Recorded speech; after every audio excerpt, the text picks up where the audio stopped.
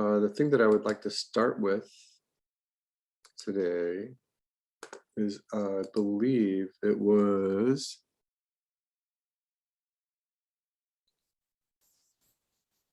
I forget where, I think it was in smoke example.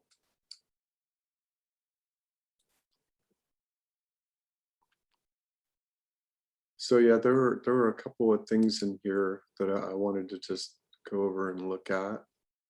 So this is brand new to us, to me, Justin. So I haven't seen this yet. Let's just take a look. Yeah, it's actually an older one. I have an updated version that I just posted in the Oh, you one that did? you just put up. So But this was just posted just now. yeah, I realized when I posted it that wasn't the updated version. I didn't export the movie of the new one. Oh, I see. Okay. So you've got like a tornado and a volcano working at the same time here. This is the other thing about trying to watch things in loop on Zoom, because no matter what you do, there's always that latency. So it looks like you're trying to do a tornado, or no. So this is like steam here, right? Yeah, it's just gonna be steam coming off of the water, I and see. then the smoke's So one thing that I might suggest to you, how many frames do you have in this cycle so far? 32. And so it's 16 drawings. Yeah, for some of them, and then some of them are on fours to kind of slow it down because Okay. So so I think what you've got is starting to work. I think this steam here is looking very similar, or whatever you want to call it, because the lava is going to be pulsing into this river. So just a couple of things that might help your overall aesthetic here.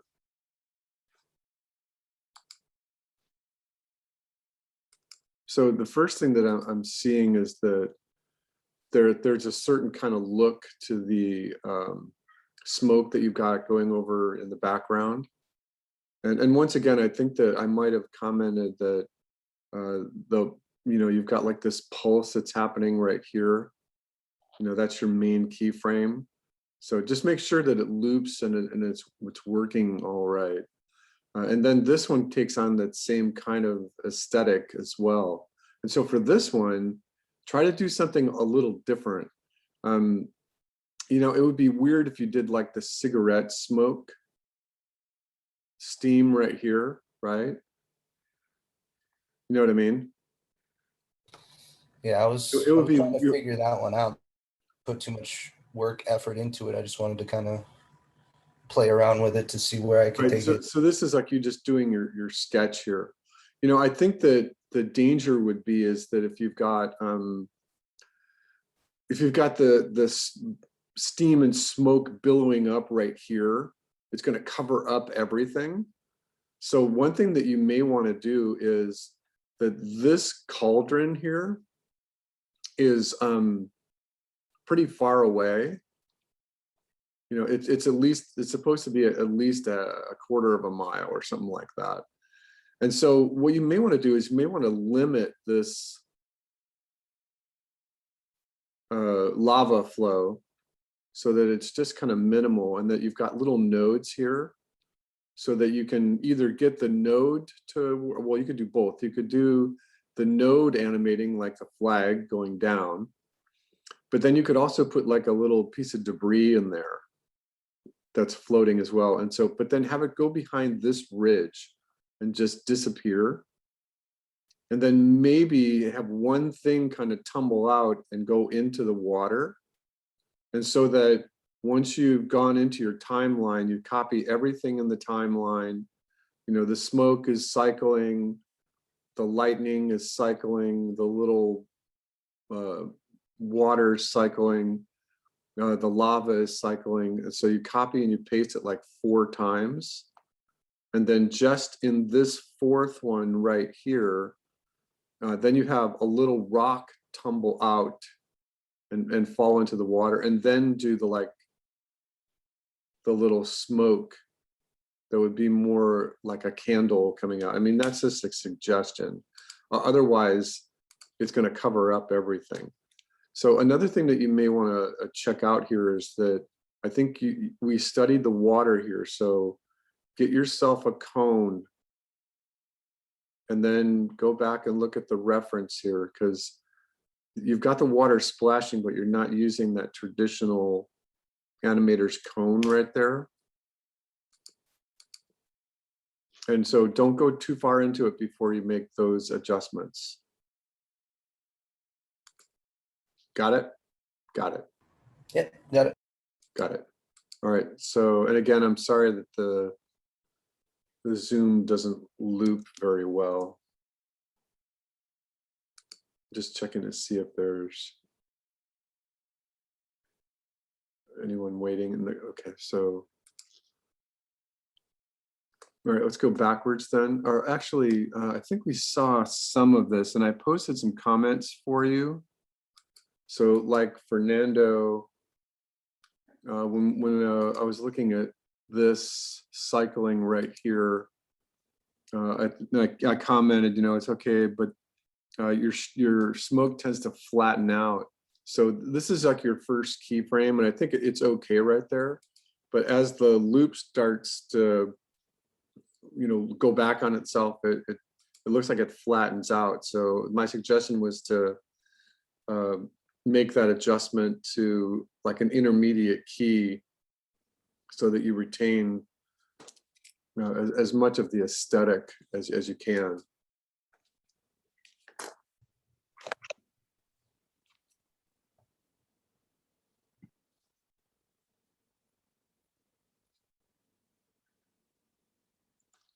And I think is Fernando here with us?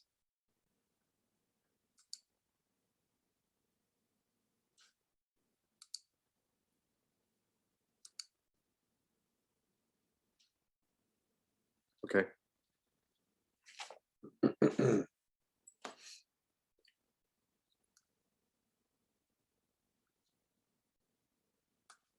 All right, Simran, these were coming in. Looks like you might have, I don't think I saw this one yet. So let's just take a look at it.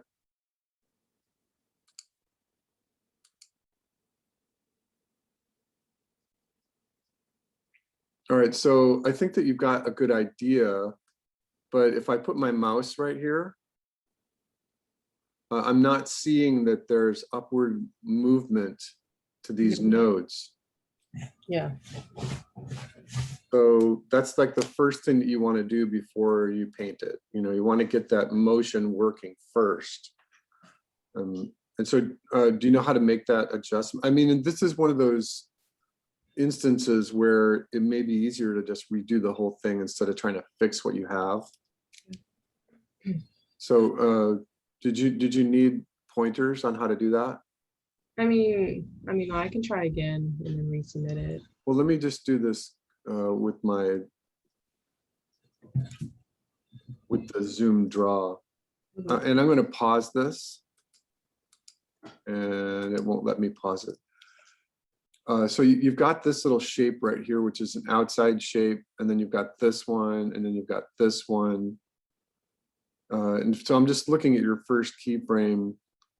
So you've got these nodes, and I think they're just wiggling around. I think that what you've got to do is you've got to identify these as basically the theory is that these are all the same puff of cloud, and they need to move upwards. So this is your first keyframe. All of these are your first keyframe. And then so your arc of motion is up. You know, if you wanted to put these circular little puffs like that, your arc of motion is up. And so you can use a cross point, a cross here in the middle of it. And it's going from this position into this position. And then literally on that arc of motion, you can just put, this is number 1, 2, 3, 4, 5, 6, 7, 8, and then 1 again. And then this is number 1. And then it goes into this position. 1, 2, 3, 4, 5, 6, 7, 8, and then starts again. Because right now it's just wiggling. It's not actually moving yet.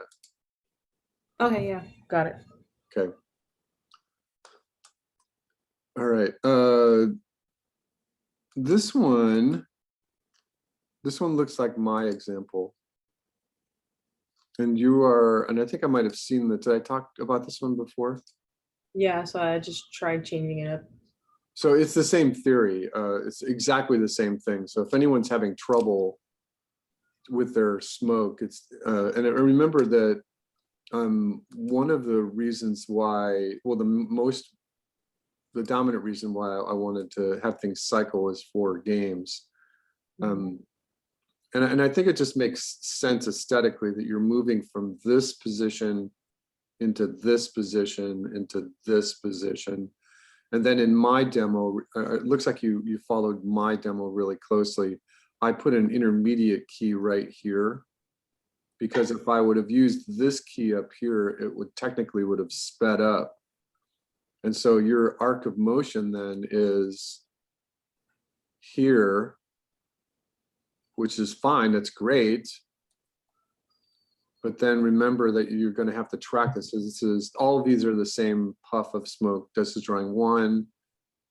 This is drawing 1. This is drawing 1. This is drawing 1. That's drawing 1. And then you just go, you number them 1, 2, 3, 4, 5, 6, 7, 8, and then 1 again. 1, 2, 3, 4, 5, 6, 7, 8, then 1 again. And you could do this just kind of like we did in that looping thing last week or 2 weeks ago, where you could just do one bubble at a time. You could just draw this one, just going all the way up the track, and then reuse drawing number 1. It would be like you're reusing your piece of paper, drawing 1, 2, 3, 4, 5, 6, 7, 8, 1, 2, 3, 4, 5, 6, 7, 8, and then get it to go off the screen. And then you're going to have to go backwards and have it come on. You're missing those first few drawings that actually start the cycle. Got it. All right. All right, I think we saw all this. Matt, I talked about this one. I thought that I would talk about this one just for today. I like this. I saw this last night. There's some really interesting little sharp shapes that you've got in the cloud right there that are starting to work. This is starting to work really nicely. So Matt, I know you're there. Yeah, I'm listening. Sorry. Yeah, this is working really well. Yeah, this is great. Yep. What do you plan on using this for? Is this, you're using this for your volcano? I was thinking about the volcano. I also am kind of into the chemistry lab idea. Yeah, Just like have like a purple. Well, I mean the color is who cares, placeholder, but right. It could be like some magic stuff or whatever. Yeah. Yeah. This is working really well. All right, thanks. Yeah, I think that just the one little aesthetic comment would be is that, and I'm just going to freeze this like right here. You've got a lot of really great shapes happening right here, right? And I think that you just need to follow through and make sure that these shapes go off the screen, right? And then make sure that they come on into this position as well. So all throughout the subsequent frames that happen here, make sure that this detail comes in. I think it's just a matter of adding a few little lines, but it's working really well. Yeah, you can be happy with that one. All right, I think cool. Yeah, I think we've seen all the other ones. Gabby, though, did we talk about this one, Gabby? 2 weeks ago? No, we didn't talk about it. We talked about the other one I did. Okay, so let's take a look at this. So yeah, okay. I think I made a comment, but I wanted to share with you. I think the comment that I made is that we were going to talk about this to make it even better today.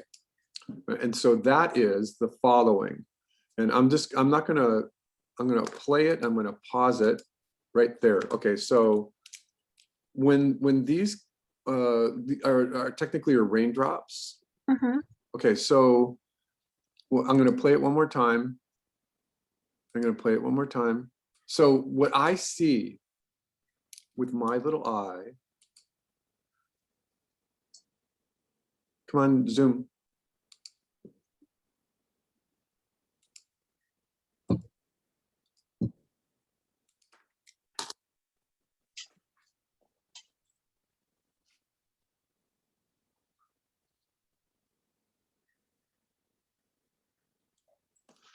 Sorry, I'm doing attendance. What I see is that these raindrops are shaped like this, Mm-hmm. which I think is fine. But I think that they're all shaped like that. And if you're going to do this, which you can, you got like a little highlight in there, but what you are doing is that you are animating your raindrops like this. You're having them fall straight down, and you shouldn't do that. Okay. Because the track should be like this. The arc of motion should be like that. Okay. And so you pick like the header, the very tip of the water droplet, and you figure out how fast you want it to move. And so if you draw your arc and you know that this is a position, and remember that one of the things we talked about 2 weeks ago and 3 weeks ago was that in order for something to read an animation, it needs to break the screen. So, you have your action safe area and your title safe area up here. But when you're talking about effects, anything coming in off the screen or even leaving the screen, it's okay to interrupt this safe area up here. And so if you're going to track just the nose of this water droplet, at least have it here, and then here, and then here. So at this speed, you would have 4 positions, and then you would have a 5th position down here, so that the tail end of your water droplet would just be visible. So you see the nose of it here, 1, 2, 3 full water droplets, and then just the tail going off. Okay. Now having said that, that's a good one for the water droplet that's up in the camera, up really close to the camera. You can do another one, so that's 5. You can do another one that's 3 and use the same exact theory, is that you have the nose of and you make it even a little bigger. So this water droplet is really big. And so that one is right here. It's going to come in like right here. And then the speed of it is going to be like that. And Okay. so on this one, you see the full water droplet here. And then on this one, all you see is the tail. So this is like the fastest that it can move is nose, water droplet, tail. And make sure that they're moving in this direction. And then you could have ones that are in the midground and then track them at, so you've got 3 and 5, and just think about it numerologically is 8. Go from 3, 5 to 8 and go 1, 2, 3, 4, 5, 6, 7, 8. And then, so that's your midground. And then if you're going to do a background one, and remember that the aesthetic changes too. You don't have to put all that detail in there. Okay. And then if you're going to do one in the background, you go from 8, maybe these are 16. And if you're cycling this thing on 32, that's good. So that numerology is good. So, and this is fine. The 3 is just that same theory that you're taking everything and copying it in your timeline. And remember, when I draw these little blocks here, what I'm implying is that this is everything. This is the smoke, the plume, the debris, all of that, all of it. And then just have this guy right here happen once. That's just so that this big raindrop is not repeating itself over and over and over again. Okay. All right, so let me clear this. Let me get out of my drawing tool. Yeah, this is really good. I like what you've got going on with the projectiles in the background there. But remember, Gabby, remember that this is now a good mile away. So these projectiles back here, these volcanic projectiles, Uh-huh. they're moving way too fast. Okay. Way too fast. So if you saw the footage of that that mountain that's it's in Iceland, Hmm. it's happening right now. This is a mile away. So these things just like they come up and they're moving really slowly. And so, you have 16 drawings here, but they could easily be on 8s. Okay. I like your aesthetic. Your colors are great. I think your smoke is working here, but I think it's moving too fast. Okay. So just slow it down. The lightning is fine. And I like this strange little magic dust that you've got going here. Make sure that I think this is moving the little magic dust coming out of the middle volcano. It's working correctly, but yeah, this is looking nice. Make sure that your rain is moving correctly. And Okay. and this one you can repair. You don't have to redo the rain. Just take them and move them over. Do yourself like Okay. a track on a layout and just move them over. Your water splash. Make sure that the water splash looks more like water. Because right now it's just kind of looking like clay. Okay. Make sure it looks more like water. Okay, thank you, Gabby. Thank you. Okay, and we saw the other ones too. Sharon, we already talked about this one. It's great. All right, let me jump back over to today. So remember, everyone, if you want me to look at something right now, just put it in this 2_April folder, and we'll look at that right now. All right, Mark.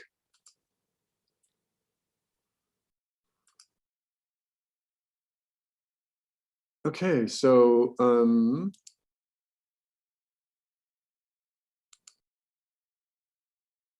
okay, I think this is working okay. Let me get a close look on it here.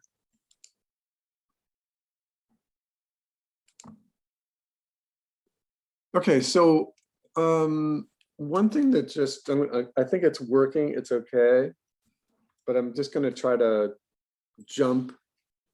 start your aesthetic here for just a second. Come on, Zoom. Zoom, wake up. There we go. All right, so just like everything, one of my big notes for today was that I wanted everyone to constantly be thinking of your aesthetic. And that means everything. So I know that what you're doing with these little exterior nodes here is trying to keep track of everything. So, this is the same process that we're using here. But the problem is that all of these little outside shapes they're almost the same size. And so give yourself a variety.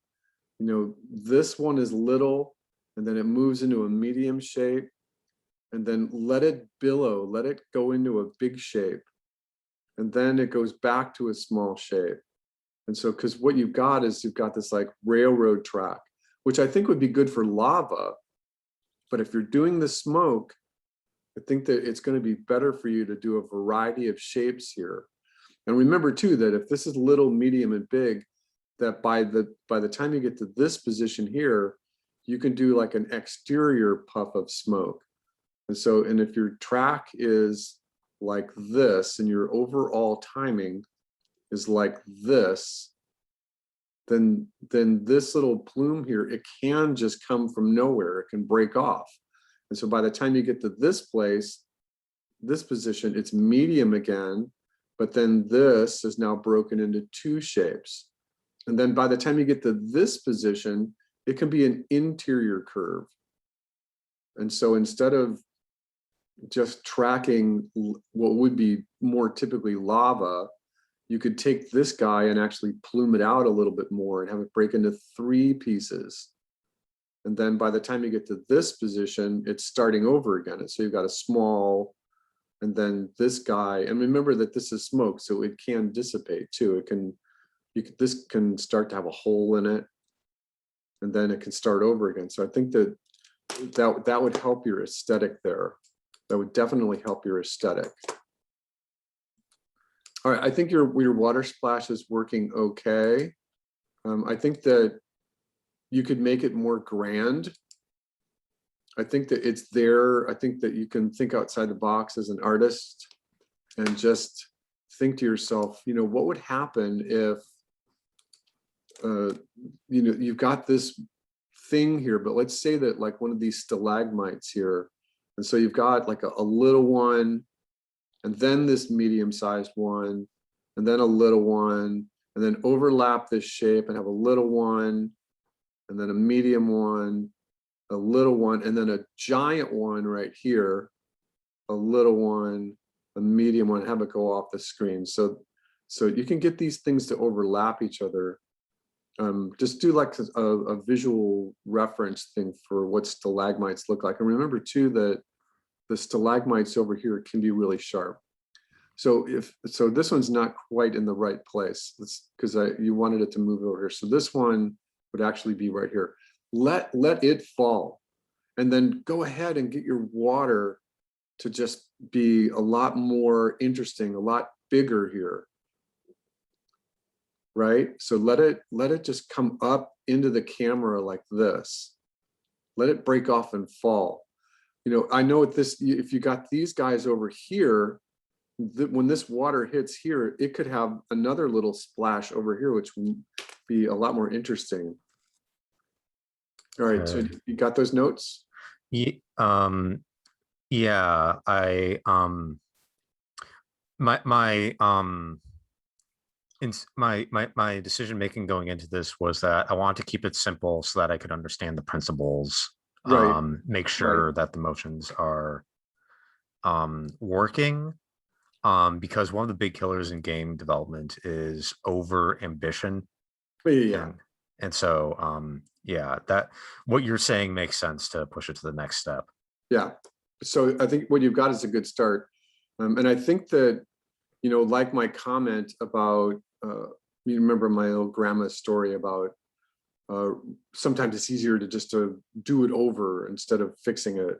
I think that with this pattern here, you can actually adjust this. I don't think you need to redo the smoke. I think you just need to adjust it. Like right there, I think that you start out good. You've got a good variety of shapes here, but then it just kind of flattens out as you go into it. So maintain the same idea that you've got right here with your first key. I think you'll be okay. I was also worried about like just going bigger and smaller randomly, like where is the mass coming and going from and all that. And that's what you use your layout. That's what you use your arc for. So, and half of animation is always about planning. All right, so yeah, just keep working on that one. All right, Charlie. And remember, these are all new for me, so I am recording this. I'll put the recording up after class.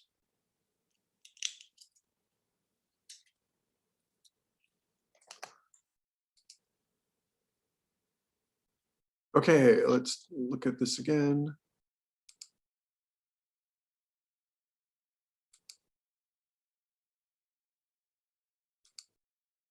Okay, your smoke is working okay in both instances here.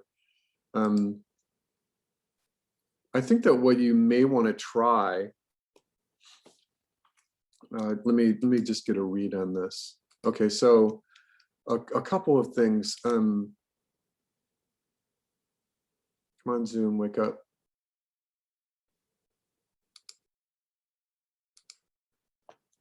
So I think that you've got the same kind of aesthetic working here, and I think it's working okay.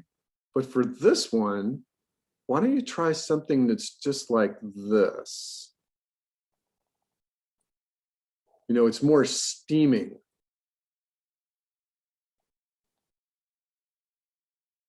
You know what I mean? Yeah. So, and then this is easier too. And what is your overall timing on the one on the right here? Do you have 16 drawings on 2s? No, I think it's let me count real fast.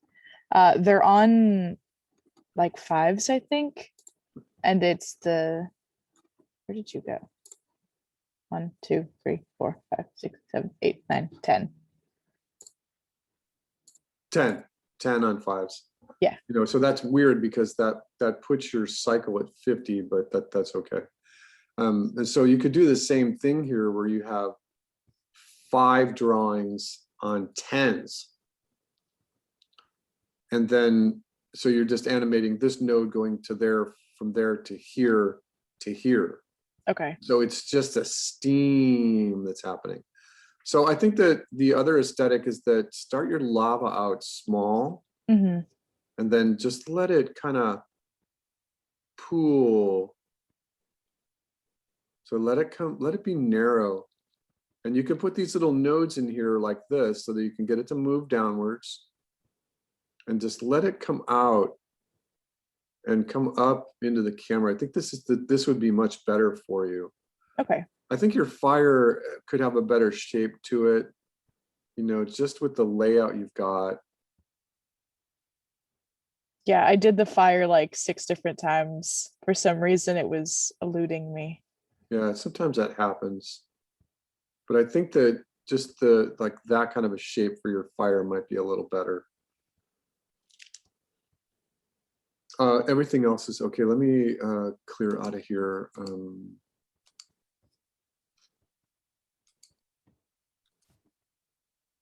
Are you going to put a water splash in here? Yeah, when you teach us how to do it, I'll do it. Okay, so yeah, right. So you can put the water splash right here. Mhm. Okay. Thank you, Thank Charlie. you. Thank you. Nope, thank you. Are you? Yes.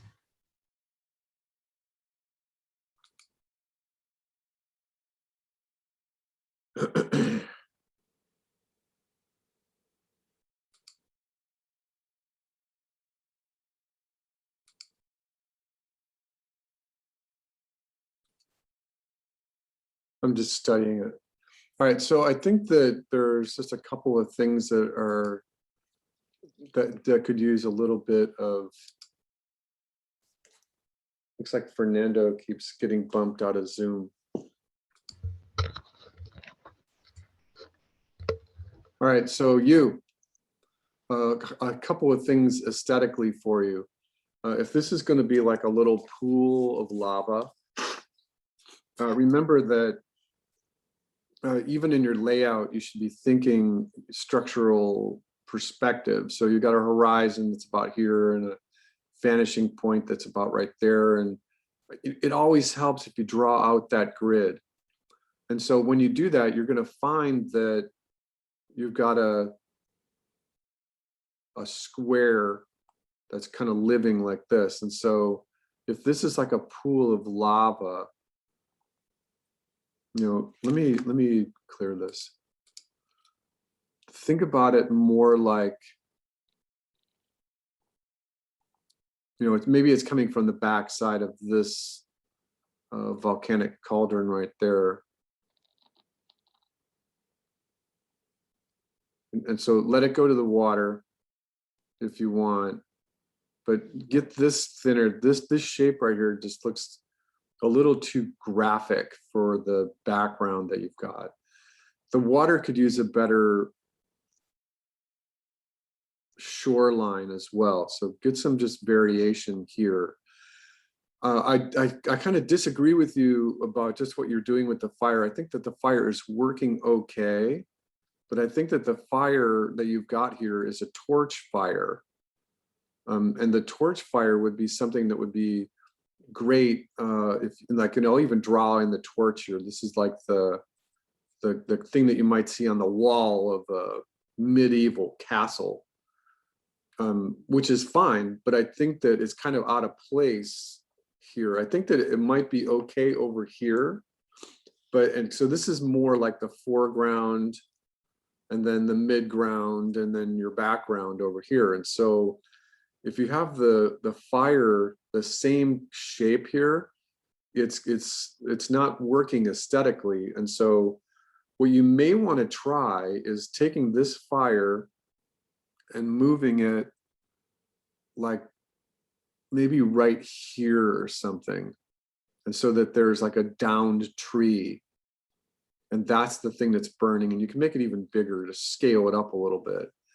If you want to have fire in the background here, then I would do a couple of things. One is that I would either in this case right here, I might just delete this one and move this one over here, and you could just leave it as one, because I think that if you've got stuff burning over here, that remember that this right here, like this point right here, is literally a mile away, and then this would be like 3 miles away. So aesthetically, it's incorrect to have the same kind of torch fire that's a mile and then 3 miles away. It's not quite lining up correctly. Yeah, I think it would be easier just to limit your fire to just one. All right, I want to check something here. Oh, okay. Yeah, I think your water's working okay. It's working good. So are you there? Yes. I think that what you've got here with these projectiles coming out of this volcano here are okay, but you need to follow through on them. So they're coming out and then they're disappearing like right here. Quite literally, they would.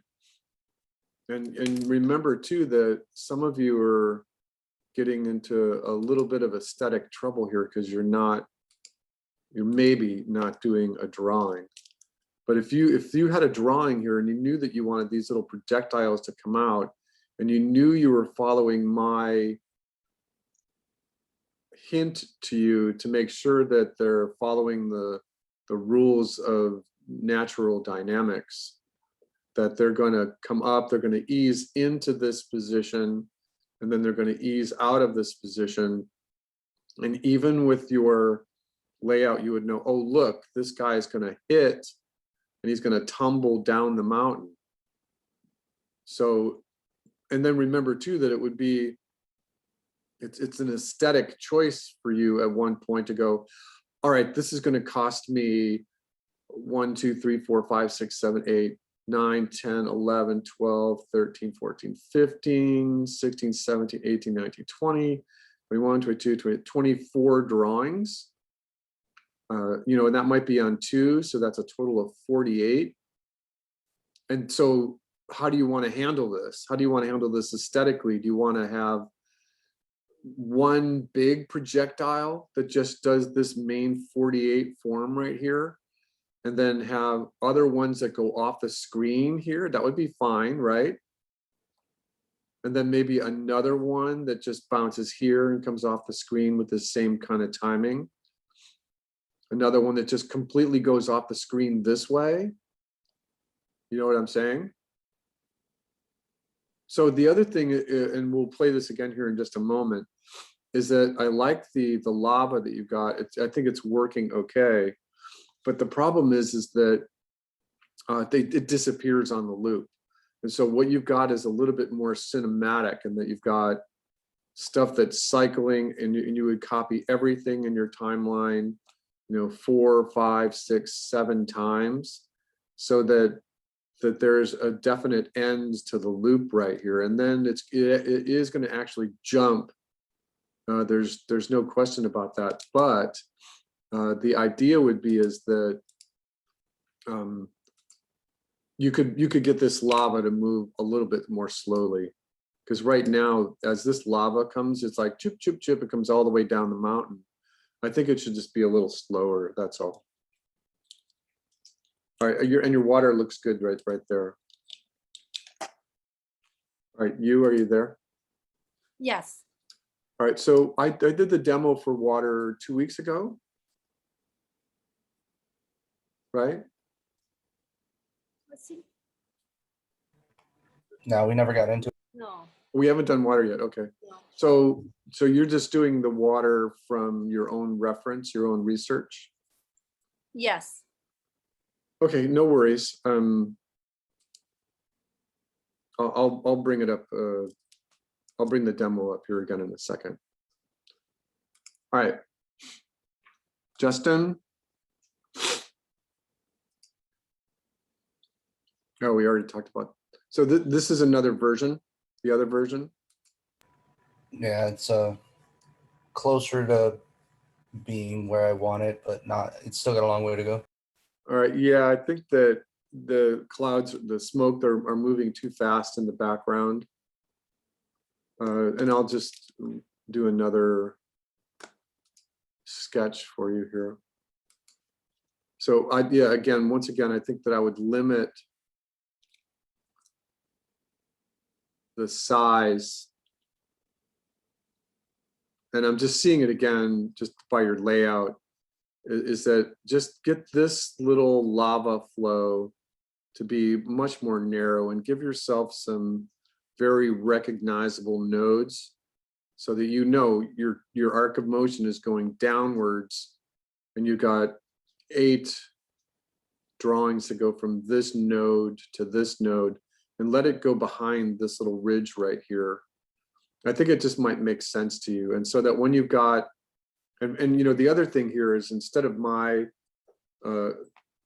little sketch that I did for you a little bit ago, you can, if you want, let it go behind this ridge and disappear for a moment and then come back, right? I mean, that'll save you kind of like a little mindset about, what do I do? What do I do? And so it does enter the water here, but then at this point, you can just do like this kind of smoke.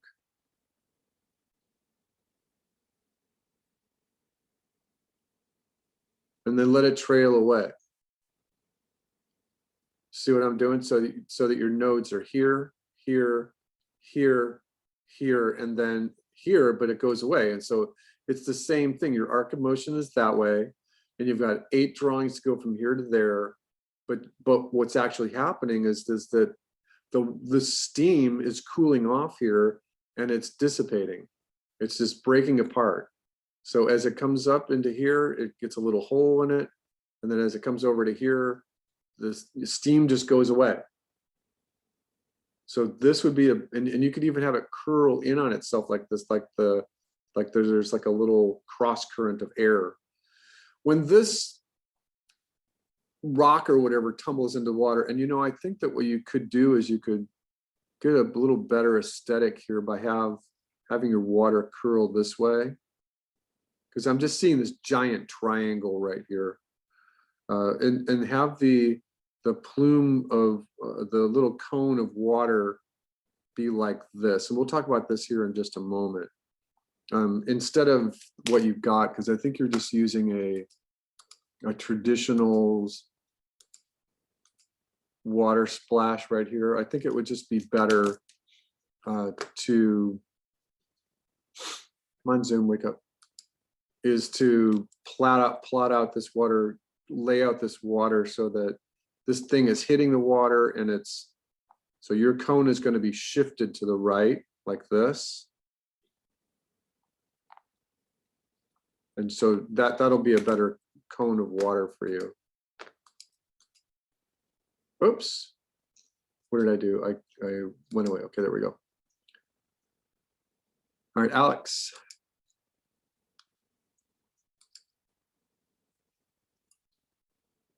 Okay, this is looking really good. Do you want to walk us through what are the other things you're going to do for this? Oh, I don't think you're sharing your screen. Oh, I'm sorry. That's what I did. I stopped sharing. There we go. Alex. Okay. So this is looking really good. I like the detail you've got in the smoke up there. It's looking really good. Thank you. What else are you planning on doing with this? The lava, but like the bubbles. Bubbles. So you're going to change this into like a lake down here? Yeah. And you've got lightning? Yeah. Yeah, I'll add lightning. I forgot to add lightning. And fire? Yes. Okay. So yeah, keep going. It looks good right now. Keep going with it. Mhm.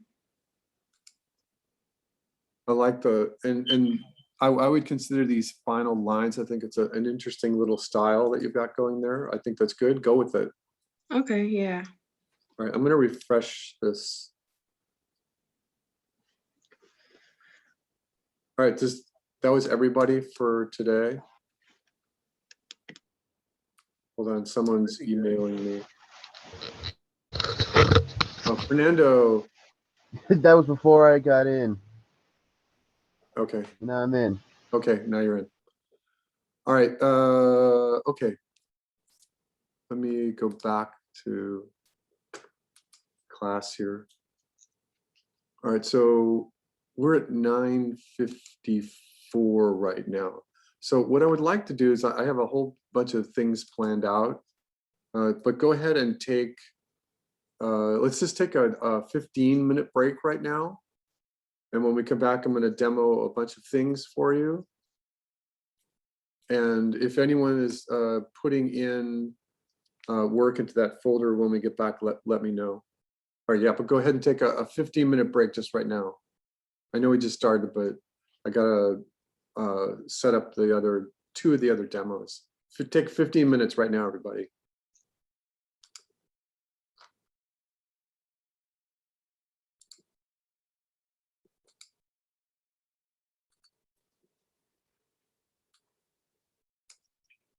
All right, I'm back, everybody. Come on back. Come back in from the hallway.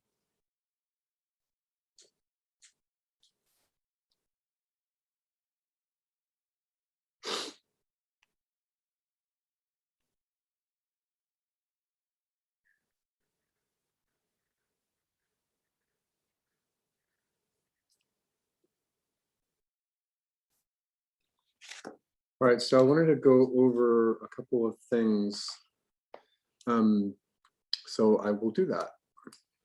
The first thing that I wanted to do was just show you all this bomb project that I was working on. So what we've got is the layout. What we've got is just a very simple pirate's bomb, one of those little metal bombs here. It's on the lower right focal point. It is got a fuse on it. The fuse is burning. My plan was that as the fuse burns, it stops for a moment, it pauses, and then it sets out just a little smoke, and that gives us a chance to really work with a little spindly smoke, and then the bomb explodes. So what happens here is that I've taken the layout, and what I've done is I've created a fuse. And so this fuse itself right here it's just a simple S shape. And what I did is I took the fuse and I drew it, and then for each subsequent, and I've used that word twice today, so I have to stop doing that. For each subsequent position, I just pasted it into place and erased a little bit. I pasted it into place and erased a little bit. That's all I've done. And I erased it and then just all a little bit. So that on this level right here, I'm just doing like the sparks, the little pixie dust. And you could quite literally think about it just in terms of there's little mini explosions happening right at the tip of the fuse here, and they're spitting out the fire just like a Roman candle almost. And so on twos, I've just got the little sparks coming off the tip of the fuse here, and I set this timing right there. I think I even have one exploding right there, just like we did with our pixie dust. And could go back in and put another level of red on here or what have you. You know, sometimes technically there is a little bit of smoke from a fuse, but we can ignore that for just the time being. And so once again, I'm just drawing these little sparks coming off of here.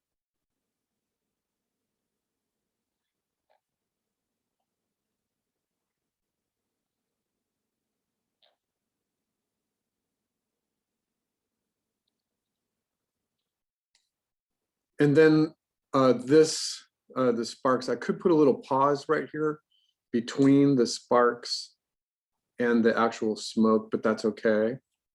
So now my smoke is on 4s, and just going from my layout, what I'm doing is I'm just starting the smoke, get the smoke to come up. And as the smoke billows up, it changes a little bit. So from this key position right here, the smoke comes out in just an S shape. But now from this shape, the S shape starts to move to the right and to the left. In this drawing, it continues to move to the right and to the left and move up just a little bit. In this keyframe, it continues to move up and to the right and to the left. In this keyframe, this part that was moving to the right breaks off of it. This continues to move to the left, and it continues to follow my layout upwards. All right, this is breaking apart. This is moving up, and now it stops. There's nothing burning anymore. So it moves up. This continues to move up, and it's starting to dissipate.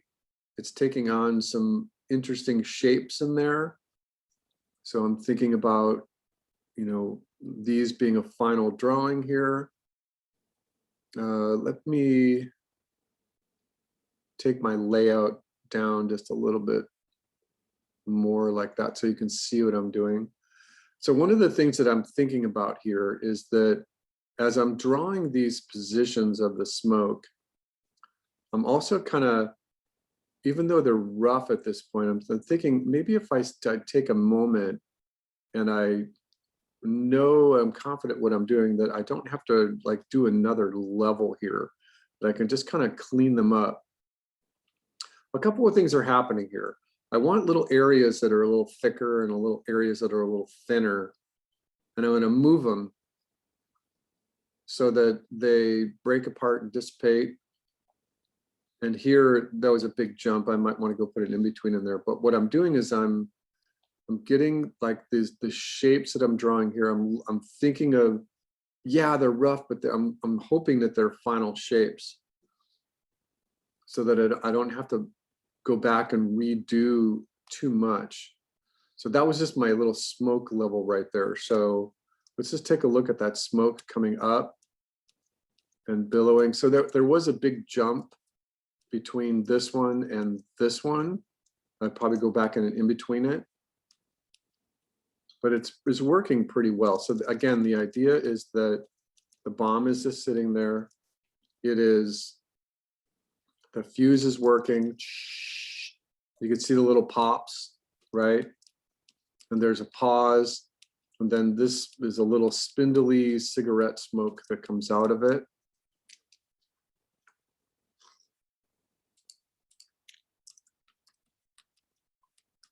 And it goes up. Now there's a dramatic pause here. There is 12 frames of nothing. And then there's a black frame. And I might have already talked about this before, but that's okay. There's a black frame, and then there's a white frame, and then there's a black frame. And then the bomb explosion starts to happen. And the first thing is that there's just a star, an 8-point star, and the 8-point star gets really big. And then I'm going to turn my onion skin down here just for a second. And then it gets bigger, but there's a hole in it, and then really big. And then the actual bomb itself starts to break apart. And then there's the smoke. And this smoke is just the gunpowder that was exploding. And so it just plumes up and goes away. So in this demo, one of the things that's missing from this is that I could put a delay here where from my layout, you can see that, let me go back here, that I could put like a crater that's left in the ground plane where the bomb exploded. And I also put a delay in here where the shards can fall back in. But let's take a look at what this looks like just for the fuse, the smoke, the white and black frame flashes, the shards, and so let's just take a look at it.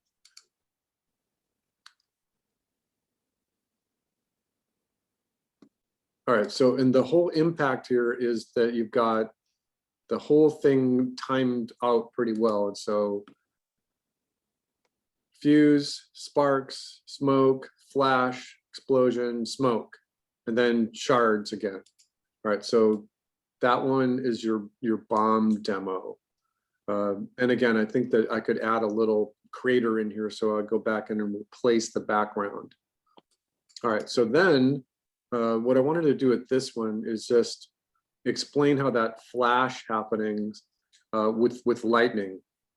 Now, in this example here, instead of just the white and the black card, my layout here was that I wanted to explain just a couple of things. Was that in the traditional world of 2D animation, anything that was on the top is what was on the top. Anything that was on the bottom is on the bottom. So it's set up like this.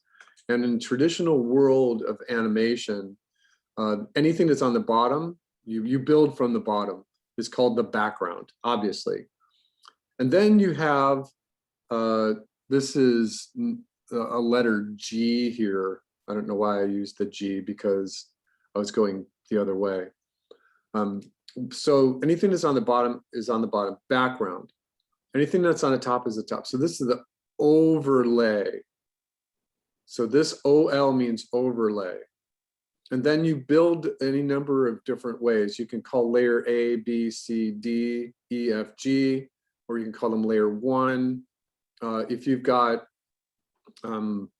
Bugs Bunny, Bugs Bunny was often B, and you know, whatever it was, B37. Bugs Bunny was always on top because Bugs Bunny was always painted Dove Gray 20. And if there was another layer of acetate on top of him, and then he would change colors. And so any of those light colors are always a little bit more tricky to work with. So, and these are your animation layers. These are your character animation layers. And they can be anything. They can be letters or numbers. They were often not F or X, because those were reserved for us doing special effects. I think that's why I skipped the F right here. And then anything that's in between an animation layer was called an OLUL, an overlay underlay. And then there was another designation that often you would have a background or something that was like a layer G here that wasn't moving, but then you traded it out halfway down the exposure sheet. And so there was another layer called an underlay. So that's just traditional right there. In this example here, I'm plotting out my lightning. In this example, I have designated this little corner of my windmill to catch the lightning strike. It's near the lower left focal point. The origin place of the lightning is near the upper right. So I'm trying just this tendril thing here. This lightning comes in really fast. Lightning tends to move very, very quickly. It does not move at the speed of light. It depends on the atmospheric conditions. Some lightning can actually move crazy slow. Others it moves faster. So what I'm doing is that's just my layout. I'm going to tone my layout down just a little bit here. And I did just a background of a simple line drawing, because as you'll see here, I wanted, and remember too, that in a timeline like this, whatever application you're using, this is just Rough Animator, that if you see a dark bar in your timeline at every 8 frame, remember that's your beat. In traditional animation, 8 frames is a beat. And so you got 1 second here, beat, beat, beat, 1 second, beat, beat, beat, and then this is 2 seconds.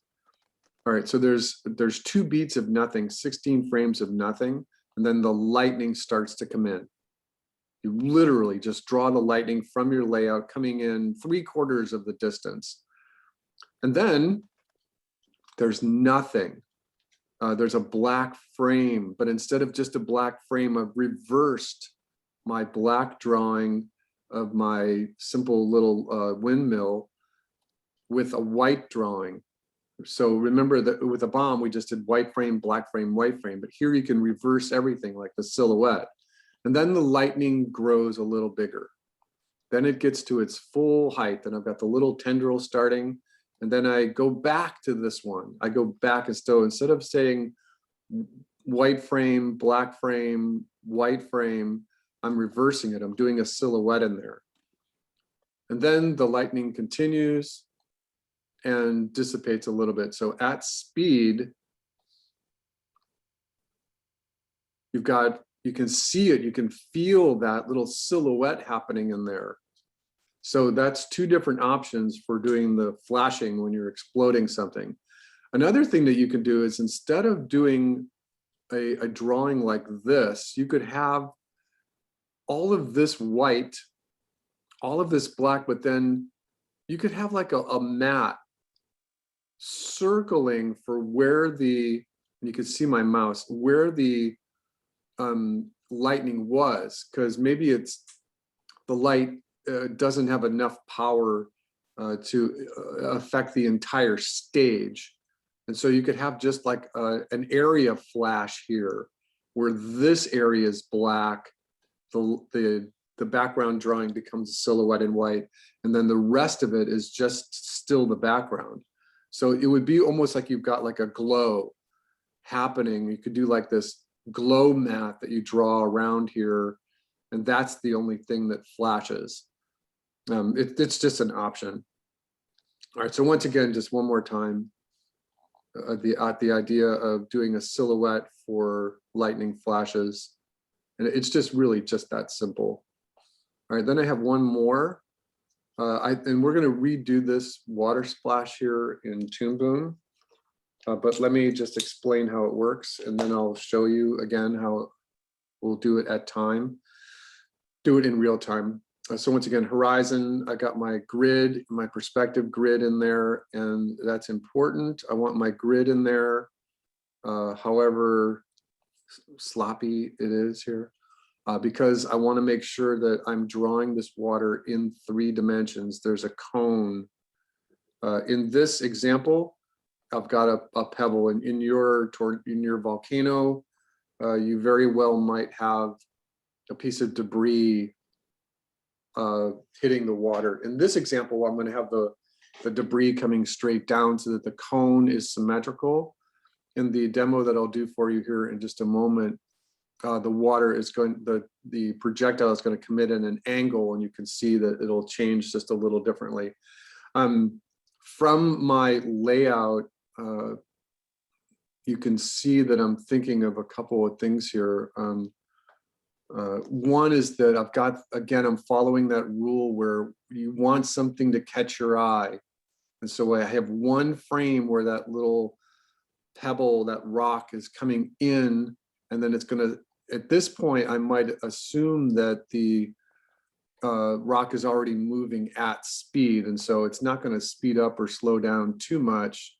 In this one, it is accelerating just a little bit. And then it hits the water right here. And in the first frame of the water, you want to just get, oops, hold on.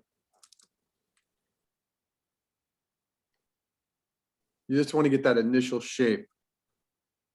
You just want to get this initial shape of the water. You want to get the little pebble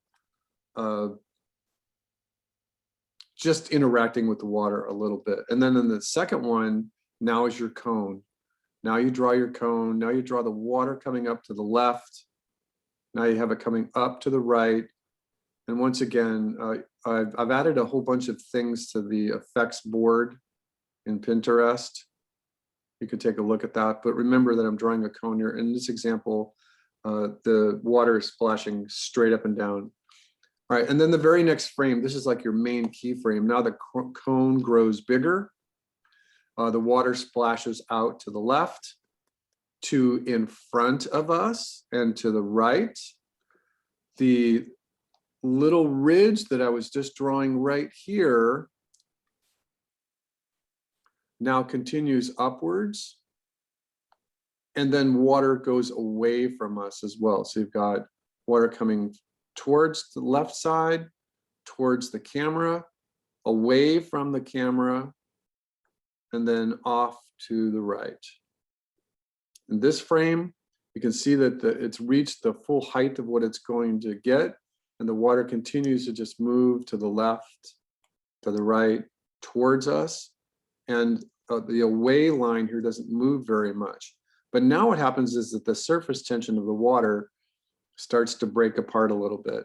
So as the water continues out here, again, it's moving from your layout, it's moving to the left, towards us, to the right, in 3 dimensions. So then it starts to break apart, and then all of these shapes are you always want to think water shapes. What is the shape of a water droplet? And again, you're just following them like they were moving on their little traditional arc of motion. They dissipate every time they hit the water. They can do a little splash themselves, and then they dissipate. And again, with animation, you don't want everything to end at the same point. Don't worry, I'm going to redo all of this here again in just a moment. All right, and then these disappear. All of these little beads of water do not dissipate at the same exact frame. We're going to rewind to about this position here. And what's happening now is this little projectile, this pebble, this rock, this thing from the volcano is plunking the water. It's pushing up the water to the left, to the right. And as it's doing that, it's also pushing up a new little bead of water right here. And this water continues to rise. This little bead of water breaks apart. It continues to rise. And then it's going to reach its full height. It's going to gather itself together. It's going to, now the surface tension is going to bring it back together as just a little bead of water. Then it's going to start to come back down again. And then, as you may well guess, that as it hits the water, it's going to plunk, it's going to do a secondary splash. All right, let's go back and rewind again. So now what we're going to do is we're thinking of this cone in 3 dimensions. It splays out a little bit and it reaches its full width. When you're doing this, there's probably little highlights, little areas within the actual water itself where you can actually show movement. These are like speed lines that are within the water itself. And then those the whole entire width, as it stops, is going to send out the little ripple. So the ripple here needs to continue out. So I'm going backwards and forwards.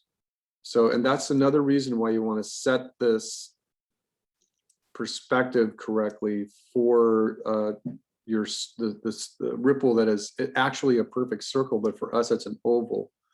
All right, so I can see that the ripple is starting here,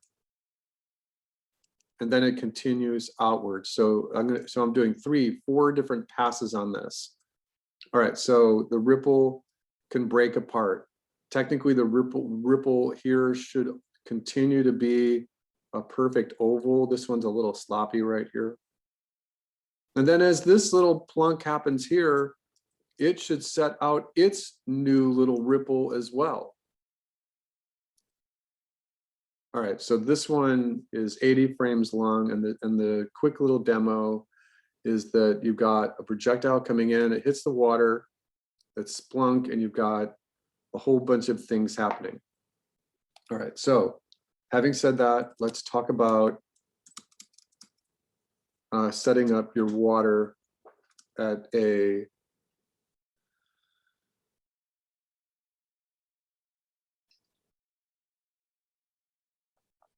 the water is going to come in at a glance. All right. Remember to always set up a color card in Toon Boom. Remember that if your drawing layer is selected when you hit color card, that the color card will be embedded into it and you have to drag it away from it. That example is here. So if you have drawing and you say, set up a color card, it'll be embedded and you don't want that. So just take the drawing layer and drag it and move it away from the color card. All right, so this is just going to be my layout. So I'm going to double click on it and just put LO for layout. All right, and then I'm going to pick a new blue color. Remember that I want, oops, sorry, I didn't want to do that. That's fine right there. I want this color to be in swatch mode. It's easier to read the names. All right, so I'm going to do a layout really quickly here. I want, oops, that line is too thick right there. I had to rebuild my computer, and I think that everything at Photoshop, everything, all my preferences went away. So I've been spending the last week redoing my preferences. All right, so I'm just going to set a horizon right here.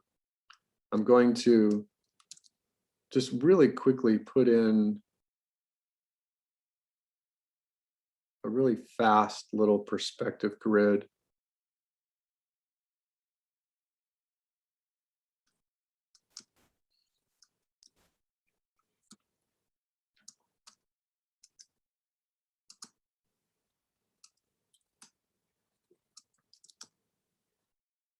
All right, so that's close enough right there. Just for this demo, I'm going to have the water come in, the splash come in just about right here. And so I'm going to create the perspective line that is as close to a perfect square as I can get it. Just something like this. So this is going to be the impact area of the water. This is my layout, and so the projectile is going to come in here, and then that means the water is going to go that way. So just like a bouncing ball, and that means that instead of my cone being straight up and down, the cone is going to be more like this. Water always is a cone, and so I'm just going to draw the cone like this. I'm going to draw that one main keyframe of the water.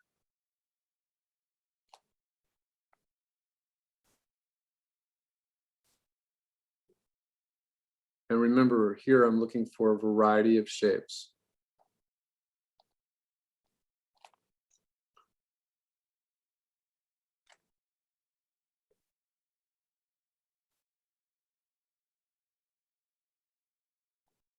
Big, little,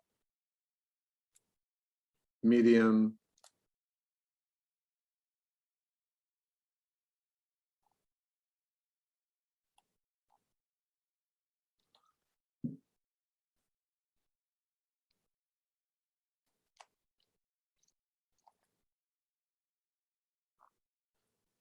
All right, and so the other thing I'm thinking about here is that I'm also thinking of the water coming up and curling over, coming up and curling over. So that's helping me decide what these shapes look like right here.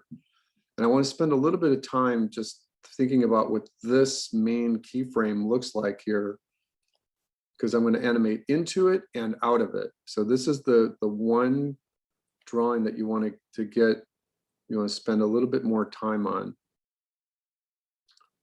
All right, and then you're going to have little droplets of water. It's good to put them randomly so that you don't have like little mini thousands of little dots everywhere, thousands of little droplets everywhere. All right, so once again, cone. This cone is going to be important to us. You're going to have a oval down here. You have your impact right there. These lines here are important. And then you can see that I'm not really defining the ones that are go away from us, because technically we don't see them. But I do want some sort of nice aesthetic here in the peripheral, the silhouette. All right, so I've got this little tendril right here, I might want another one over here just to kind of finish it out. I've got a couple holes in the water itself. And this is looking okay just for a regular kind of keyframe. This, I think I want to limit this to just kind of a medium shape right there. All right, so remember this hole right here is an actual hole. All right, so that's looking okay, and that's my layout. I'm just going to hit the plus key on the keyboard, take it out to like frame 56 or something. All right, then I'm going to create a background.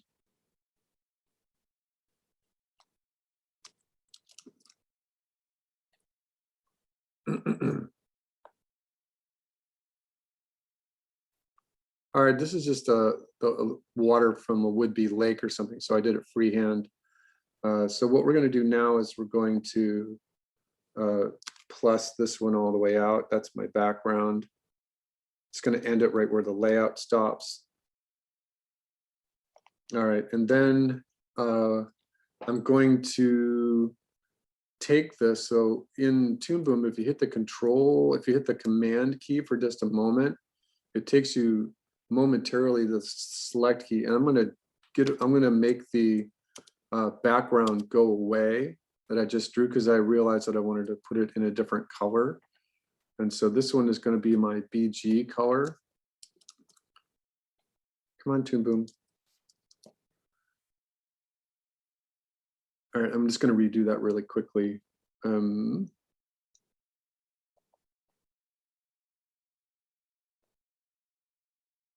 All right, and then I'm going to give myself a new color, and this is just going to be SW for water, so that'll be my water.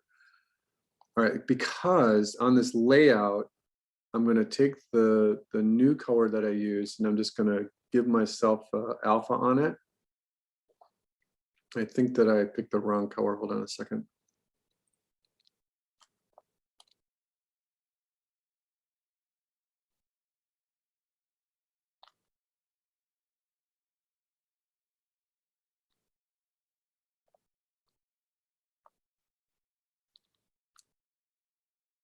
There we go. All right, so I'm just going to take the layout down just so that I know I'm going to hit that one particular frame. All right, so this is going to be my water layer. I'm just going to call this water. All right, and let me just double check something here. All right. All right, good. That's set up. All right, so on the water layer, I'm just going to drag this to the top. I want it to be on top. I don't want to have the shot come in right away. So on frame 16, on frame 15, I'm going to bring in a projectile. I want to follow the arc right here. So for you, this thing is going to be my rock. And so I'm going to create a rock color.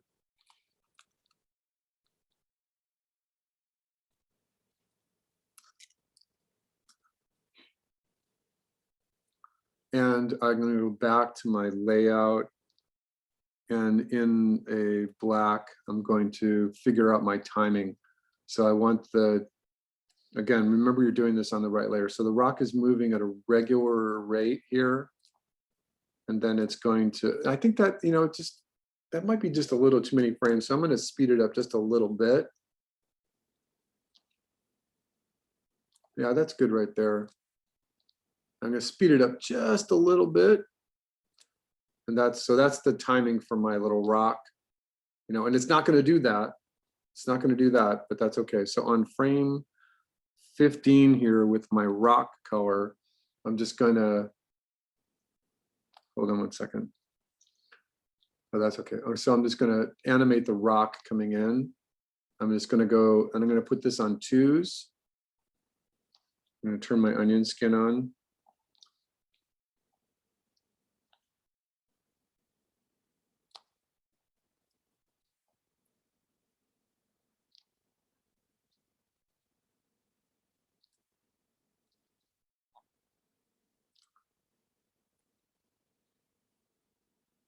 All right, and then on the water layer, I'm going to switch to my water color. And so now in sequence, the water has hit. And so now follow your layout here. So your first drawing is that you've got water coming up from the left and the right. And there's going to be water in front of us too. You're not going to really see too much of it unless you do something like that. On the away side, you can see just one little bit, maybe just a little bit like that. And I think it's starting to look like a cone, a flower. I don't know how else you would think about it. All right, so what I did is I just used the greater than sign on my keyboard to go to the next drawing here. I just went ahead too. And as soon as I start to draw, it's gonna fill in this frame right there. I think you should already know that. All right, so this, I just touched the frame right there. All right, so this little clump of water is gonna come up this way. It's gonna come up towards, oh, hold on one second. I made a mistake.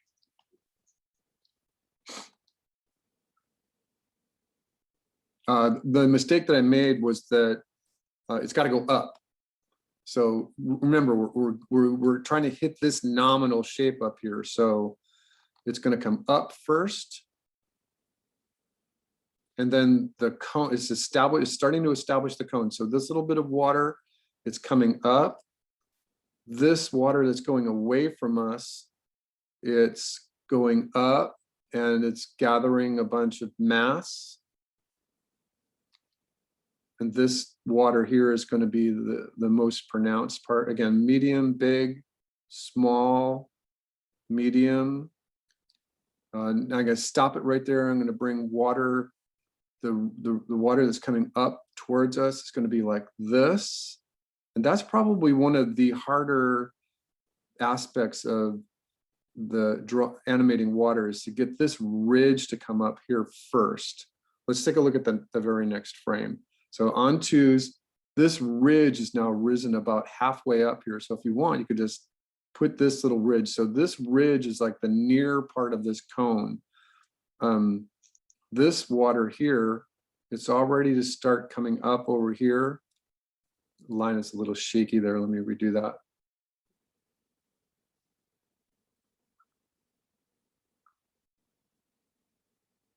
All right, and you could do it little part by little part. Again, your hands have memory. And so this little part, it's good to draw this ridge first so that you know where you're going with this. And then now this ridge is, we're going to take this little finger of water here and bring it up.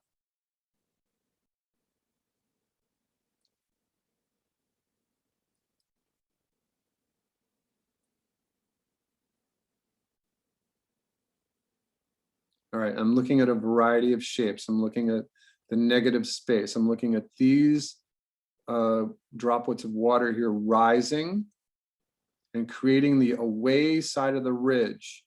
So this little red part here has gone all the way up over here. And again, remember that it's moving, a lot of the volume is going to be moving to the right because it's coming in, the rock came in from the left. All right, so let's just leave that one right there. Let's go out to the next keyframe and hit this one about halfway between the key we're on now and the key that we want to get to. So this ridge right here is going to come up about halfway. So you can just draw the ridge in. And then you can, a lot of times it's easiest just to do this in the same order because your hands have memory.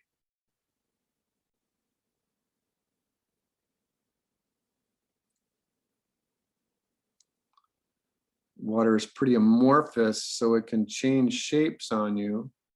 All right, so now again, the tricky part is this part of the water here is rising.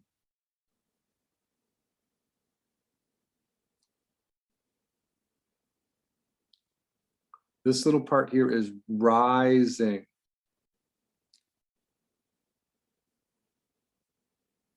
Oh, hold on.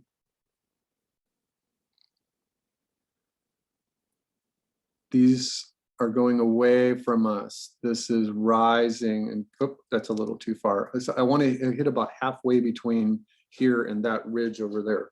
So I'm going to have this part go up and to the right.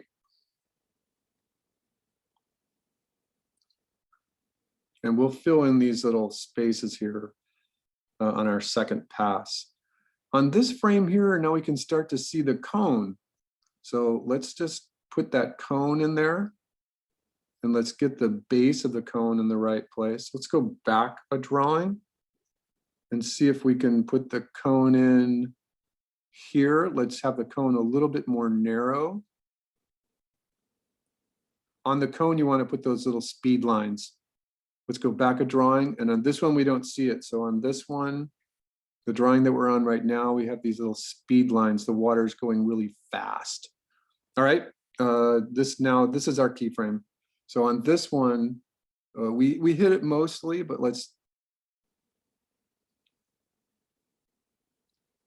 I don't like that.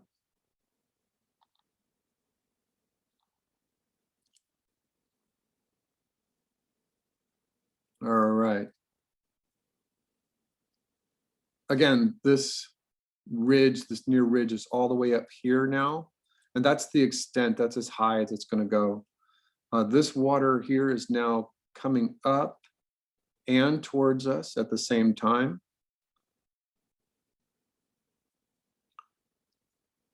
This water, this little finger of water here has come all the way over here. You can also see that I'm actively leaving room so I can see this cone. All right, so that's the extent of our cone. Let's put the speed lines in on the cone.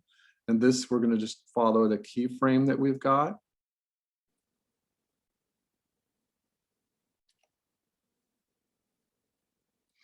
Again, even as I'm doing this, I'm thinking a variety of shapes. All right, so this is the away side, and I'm just gonna follow the key like we've drawn it.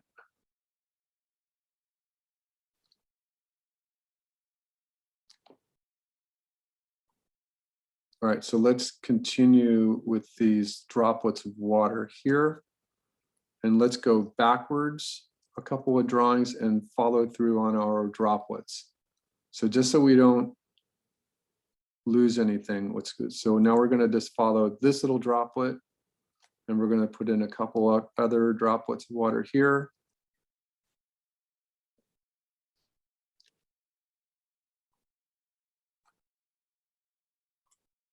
You know, just the big ones for this pass.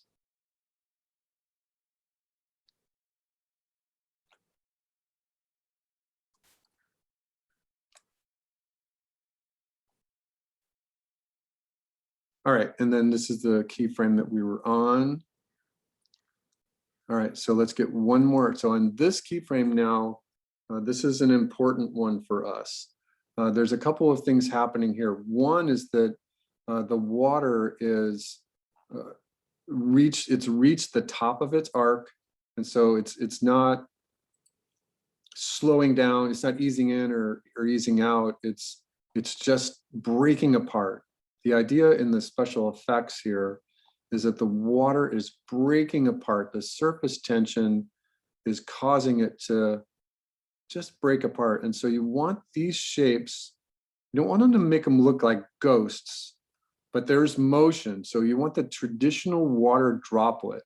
Water droplet is like this. So you get these very sharp points on the away side of the water. Here's a very typical water droplet.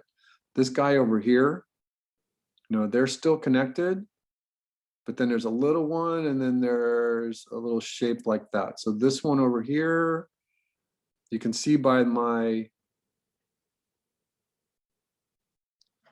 perspective grid that it is about to touch the water, but I've got to account for this water here too.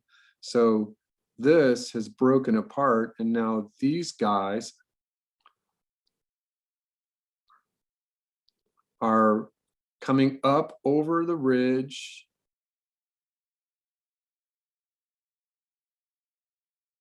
There's a little hole in it. This ridge here can be identified by just having a couple of medium and small and big size water droplets that are actively touching it. This water here is like this.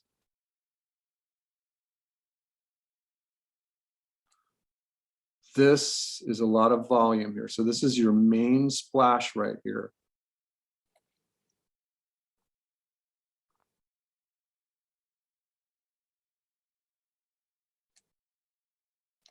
Again, you want to follow this ridge right here so that it, even though it's breaking apart, even though the water, the surface tension is doing a couple other things, you do want some continuity of showing that there's this ridge here. There's my cone. And let's just put it in there just so we can remember where it is. Okay, so the away water is now just going up a little bit. I mean, if you draw the water in the same exact place, it won't move. So just get it to break apart and go up. And I'm looking at that direction. I'm looking at my perspective grid. I'm looking at the reference that I have on my internet window. I'm looking at droplets. I'm saving this. It's going to save. I don't know why it didn't save. All right, and I'm going to draw the next keyframe. And so out here now this becomes a little easier because now you've just got shapes and you've got the arcs. And I'm going to start with the one on the left. And so remember that the surface tension is going to come back together. They're going to break apart.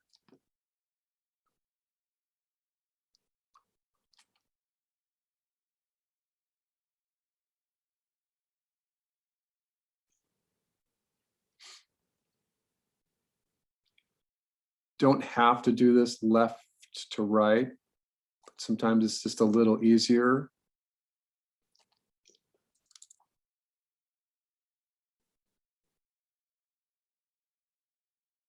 All right, so this hole is now going to create, so this hole is now getting really big.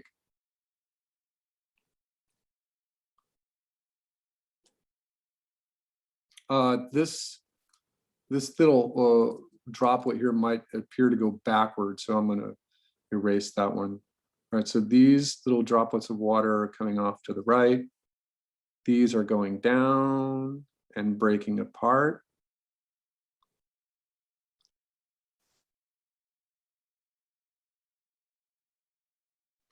All right, and I'm just checking to make sure that I'm not getting too many repeated shapes. You know, I want a good variety here. This little finger of water is coming out. This one's going over, maintaining the same kind of shape. This one's going over to the right. It's bringing a little buddy with it over here. This is going over. And let's do one more keyframe. Oh, wait, hold on a second. Let me go backwards. So if I were to draw this cone here, this is a part that I can't see. But on this keyframe, what we can do here is we can, if I draw this, then I'm in, so what I'm doing is I'm looking at the shape of the cone that I want.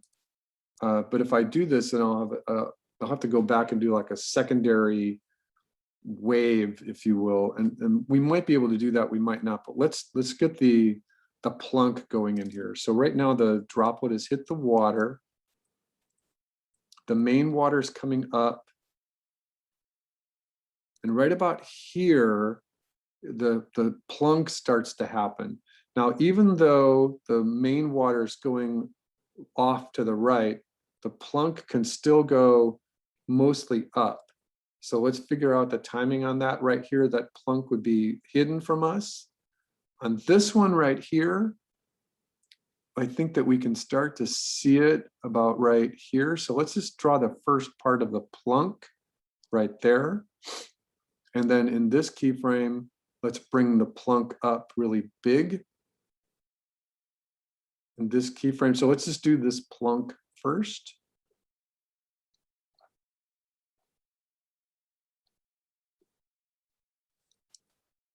And right about here, it's going to gather.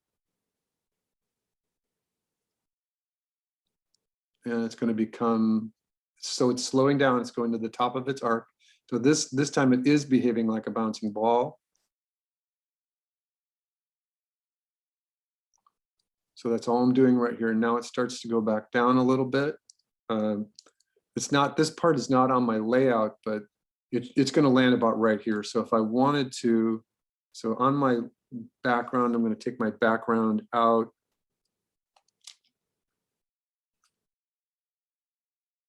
To like 88, 97 frames. I'm going to take the background and the layout all the way to the end.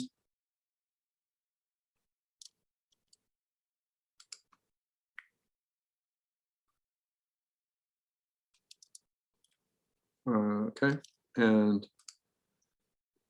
so on the layout, if you wanted to indicate this, you know, a lot of times I'll use just a layout color. So on the layout, the plunk is going to come up, and then it's going to land about right here. Up and land about right here. All right, so I have going up a little higher. That's okay. I'm going to go back to my watercolor. Hold on one second.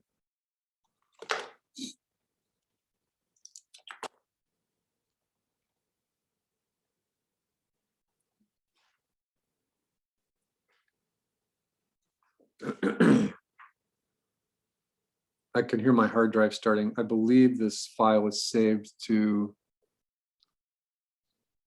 an external hard drive, so it's going to just take a moment to refresh. All right, so let me open up my onion skin just a little bit more behind. I want to make sure that, yes, this is indeed the frame where the water starts coming down, and I'm going to just have it come down. 2 frames out, it's going to hit right here. So keep it in its shape. Keep it out. Now it's speeding up a little bit.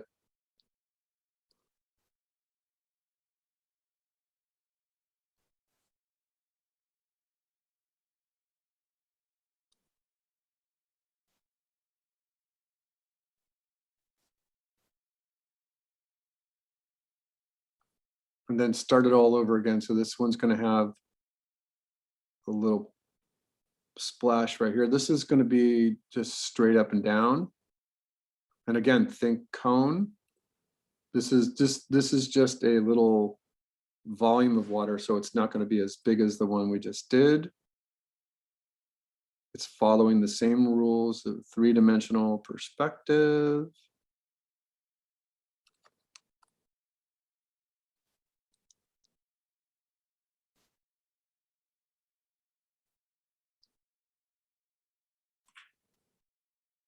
Again, you don't want all these little droplets of water to hit and end on the same frame, so let some go out. All right, so now that we've got that, and we haven't tested this yet, but we're confident. So now with my greater than sign, I'm going to go forwards in time and just remember where I was. So that's my plunk going upwards. I believe we ended on this drawing here. So on this drawing, I'm going to unlimit my keyframe to just the one before it. All right, so now what we got to do is we just got to get these droplets hit water. So I'm kind of worried about this. This little shape is looking repetitive here. I've got a lot of shapes, so I'm going to get this one to just be a circle. And these guys, by my perspective grid, are going to be hitting the water here in just one more frame. This one is hitting water, and again, you can just do a little mini splash right there. You don't want all the splashes to be the exact same shape or hit the exact same frame. Water can break apart. All right, so this little ghost shape right here is turning into this kind of shape. It's breaking apart. There's another little splash right here. These guys, this guy, oops, sorry.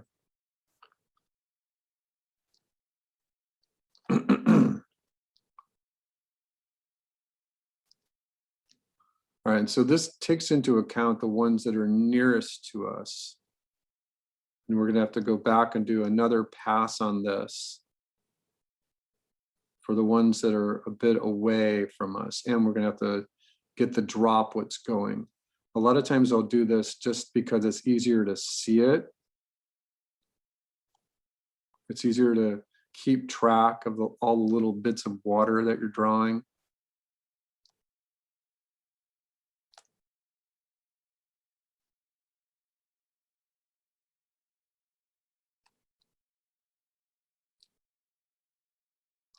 All right, so I'm going to save this. Let's take a look at what we've got just so far. Okay, so it's looking okay. You know, a lot of times what I'll do when I'm animating something like this is I won't play it again. I'll just kind of look at it. Did anything catch my eye? Is there anything that was moving backwards? Did the timing look okay? Did any of the shapes catch my eye? Let's look at it one more time. Timing of the rock is okay. The plunk is okay. These shapes are okay. All right, so again, let's limit our onion skin to just 2 frames before and 2 frames after, so we don't get confused.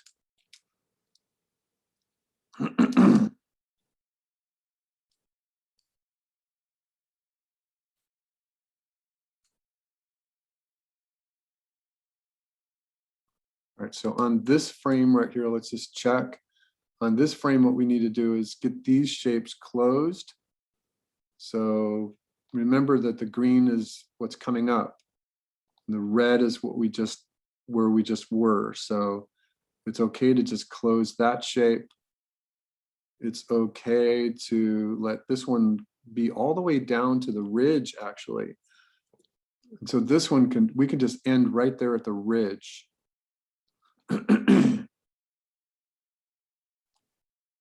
And you can start to introduce a hole right here if you want. All right, let's go to the next keyframe. Study it. Okay, so that's the hole we just drew right there. And again, if you want, just now that you've got your keyframes set up, go to the next keyframe and make sure. So that hole isn't even on that keyframe. So we don't have to worry about it. But so I'm talking about this hole. I almost just pointed at my screen. All right, so what I'm going to do is on this keyframe right here, this hole is going to become a bigger droplet that goes right there. So let's follow through on just that droplet. So, and again, one way to do this is just animate one little bit at a time. So I'm animating this droplet right here. And if you need to, you can go and put the arc on your layout.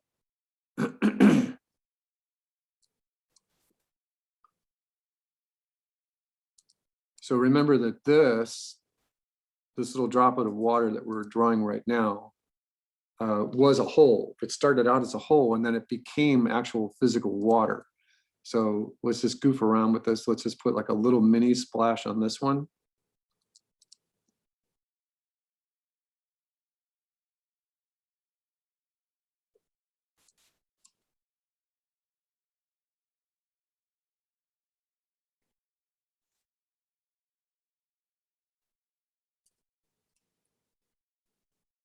All right, let's see what that looks like.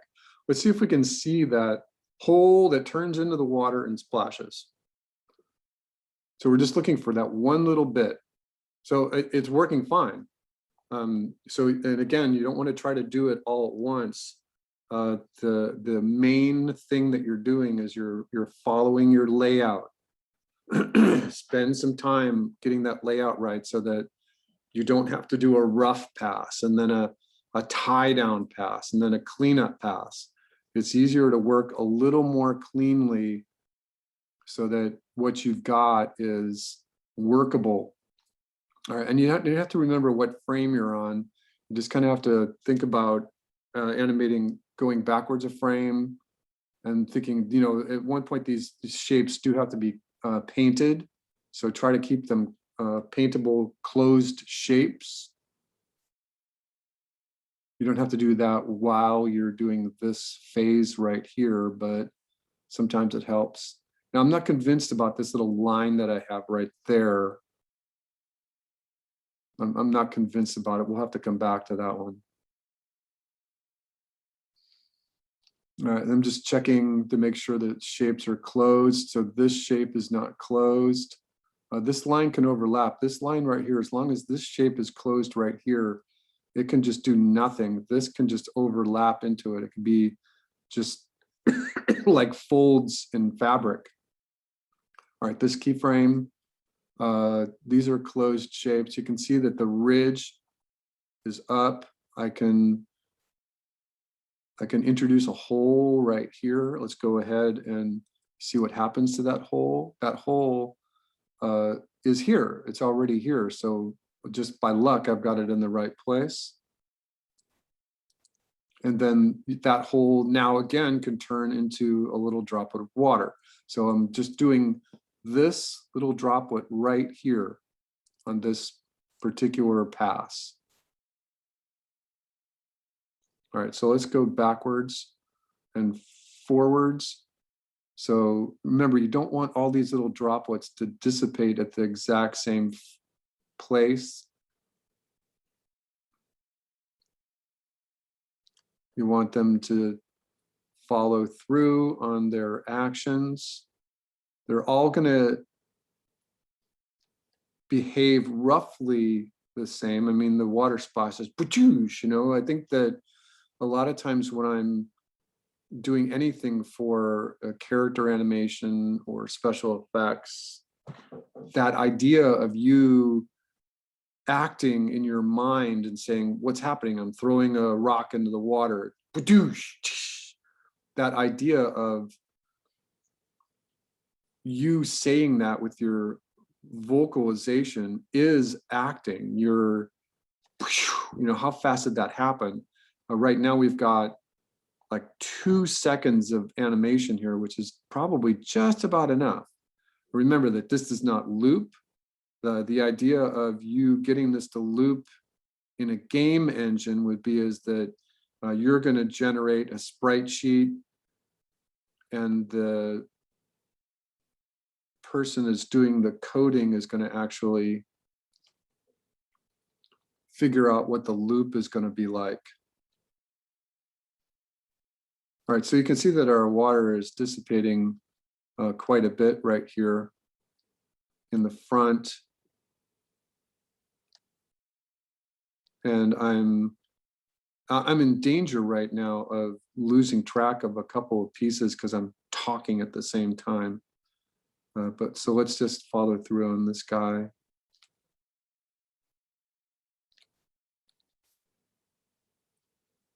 All right, so let's save this and take a look at what we've got.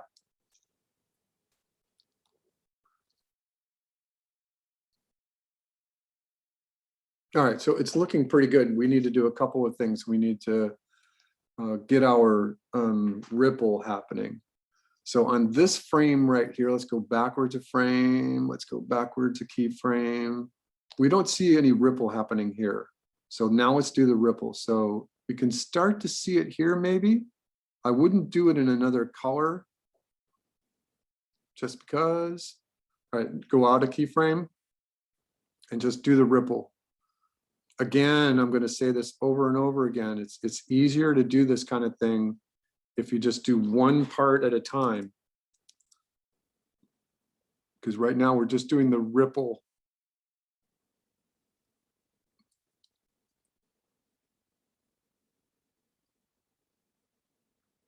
And it's going to move, the ripple is going to move to the left and to the right, seemingly a little bit faster just because of the perspective. And remember that on this frame, maybe the next frame is the one where we may not see it as much. Like right there, it's like this one, you don't see it, it's underneath there. So I'm just gonna put like a little bit right there to remind me where this one should be. All right, so this ripple here, this one, and we don't see it here either. Just be careful. So to hover your mouse right there, go to the next keyframe, and now just kind of get the ripple right there. And remember that it's got to be in perspective. So that little mark is in the wrong place. It should be parallel with this one. So these, they should be parallel on the same. And then this one is right here. So get the, now you can start to dissipate the ripple. Even though we've only drawn a few of them. And we didn't draw the away side either. So we can do another pass just on the away side. Ripples move at the same rate. They don't speed up or slow down. So now we're going to just dissipate this just by making it go away, being a little bit smaller. And these two can go away on the same frame. That's fine. And again, we have to draw the one on the, and now this is funky. I just noticed something, that these two should be equally spaced from the center. Let's take a look and see if that catches our eye. It's okay. So now let's concentrate and see if we can get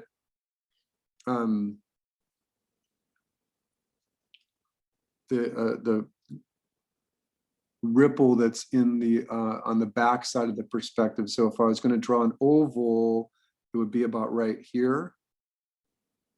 It's just a little too much of a line aesthetically. Just make it like that. All right, and then just, and again, this doesn't move very much. It's in perspective.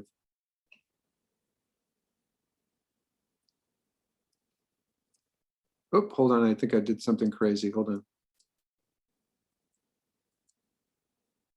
Oh, I don't know what I did there.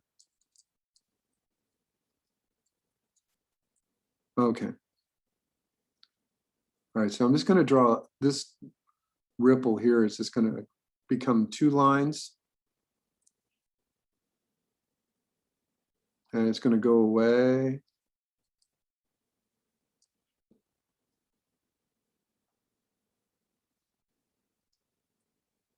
Right there.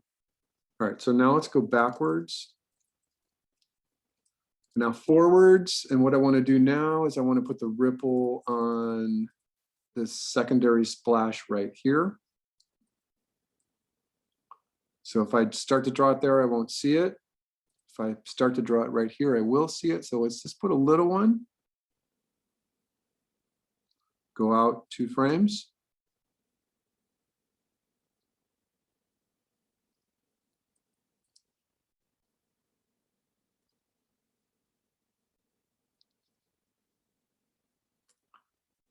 This is the frame we left on. Go out 2 frames. Onion skin's not picking it up, so let's open it up.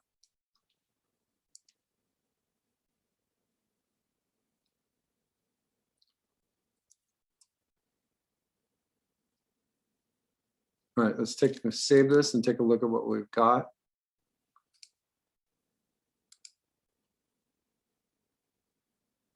All right, let's kill our layout just for the moment.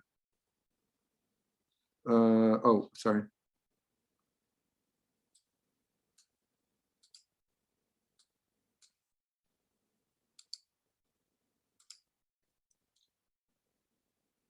All right, so the timing looks okay. A couple of things that I can give you hints for. First of all, just as a reminder, we talked about this ball coming in. We talked about it not having to speed up too much. You can have it accelerate a little bit if you want, but the idea of this assignment is the actual water splash itself. So the timing of the water is a small little cone, and this one is going to move off to the right. The cone purges upwards, and make sure that you're hitting your layout so that you're looking for a drawing that looks like this for your layout. All right, and then count your frames. So let's just count our keyframes right here.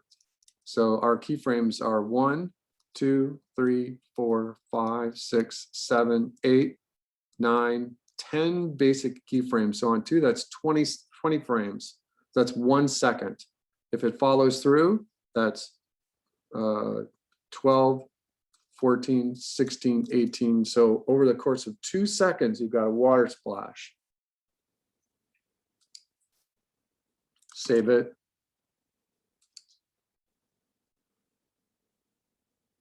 All right, let me just put this drawing here on 2s and save it again. Let me come back. Does anyone have any questions so far? All good. Go ahead, what's your question? Oh no, I said I'm all good. You're good, okay. All right, let me check my fan. So again, this one is just a straight shot. This one is just the ball coming straight down, but it's the same basic principle. It's probably the same 12 or 13 drawings. In this one, what I had done was I can just see here that on this frame right here, I dropped it to 1s. And 1s on this frame as well. And I think that that's because I probably had too much sugar in my blood or something, and I was drawing too fast and I needed to slow it down or speed it up or something. All right, so what I would like, what I'm going to do, I need a drink of water. So let's take a 5-minute break.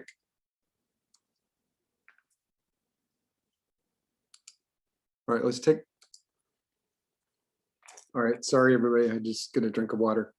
Does anyone have any questions about the water that I just did right there? 2 different kinds of water, one straight up and down, one at an angle. Everyone's okay? I don't see anybody alive. Everyone's got their camera off. Yeah, I'm pretty satisfied with it. The angled one is going to help me out with mine a lot. I think that what you want to do is you just want to think about the water pluming up and just falling back down. If something was going to fall straight down, it's just going to plume up and fall straight down. But if it's coming in at an angle, if something's coming in at an angle, then the water is going to push up and go to the, so if it's coming this way, it's going to come up and go that way, right? Did I do that right?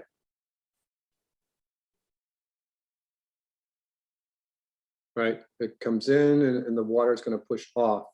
If it comes in the other way, if the projectile comes in this way and hits the water, then the water is going to come up and go, the main volume of the water is going to come up and go to the other way.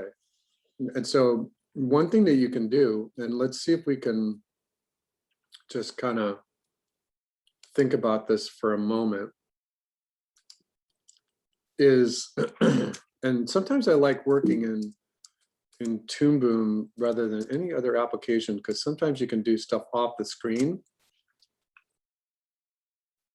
So the idea would be is that, you remember how we did our smoke and we said, let's just do a rough pass of the, I'm sorry, the pixie dust, and we'll do a rough pass of the pixie dust.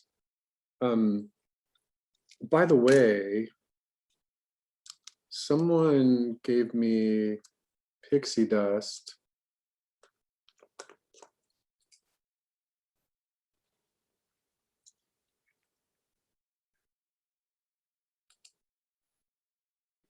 Is it in here? Simran did another pass on pixie dust. Check this one out, everybody.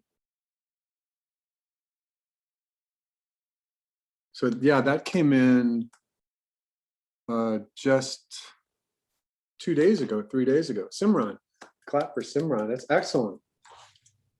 Are you happy? Yeah, I'm happy. It took a lot of time. Well, it does, but, and you could turn your music on and just play around with it, right?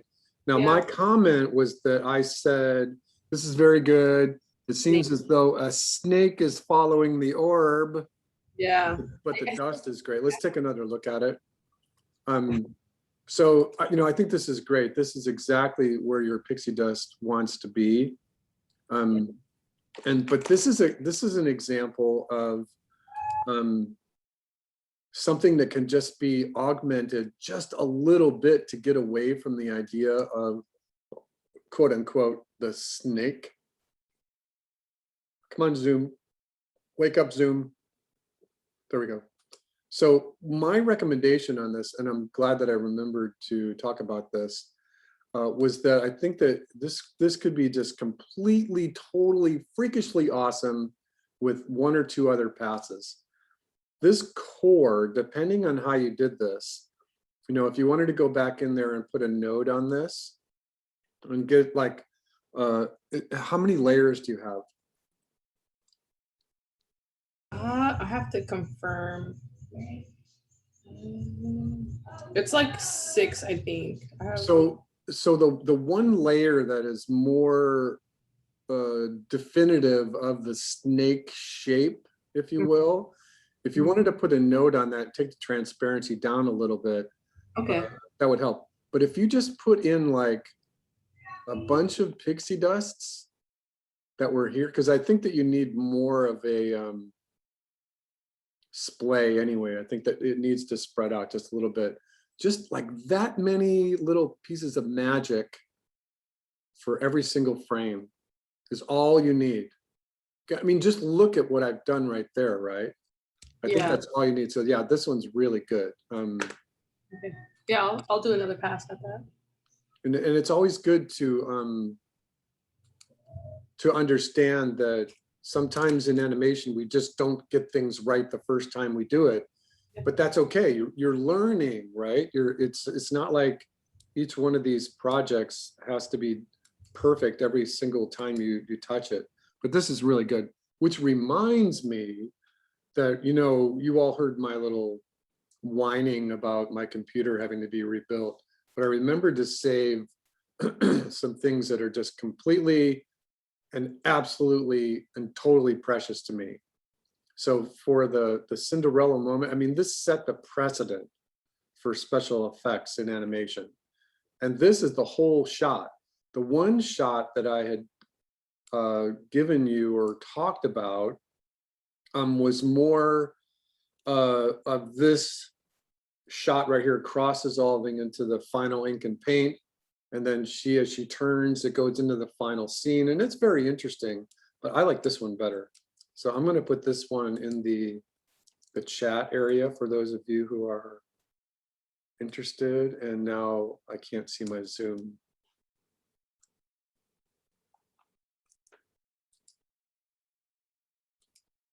So I just put that link in the chat area, because I just think that that's like the cat's meow. That's just exactly where you want to be for special effects animation. There's so many weird, wonderful things happening in there. The sparkles, the stuff that's coming off the top and that like explodes, right?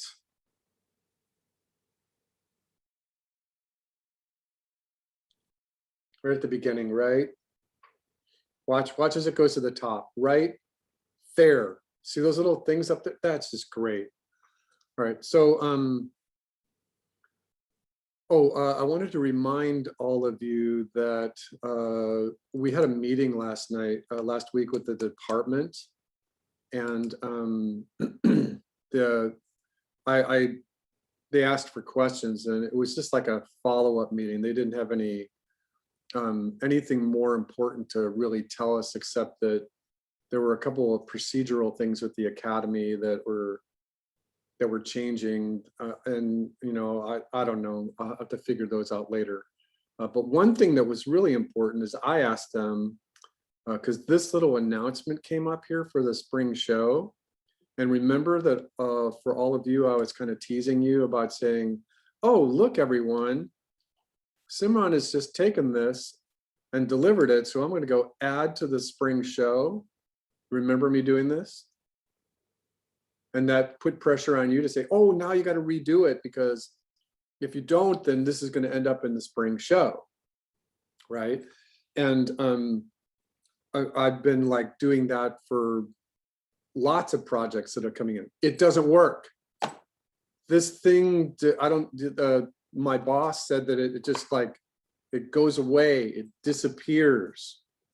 So I apologize, but they didn't tell us until last week that in order to submit, you have to use this link.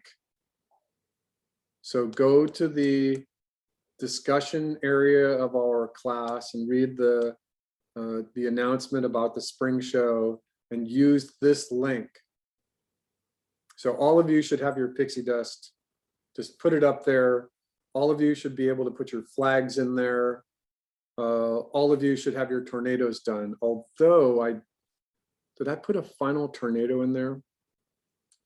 So I see that the tornadoes were in there, but I don't think that all of you have finished your tornadoes yet.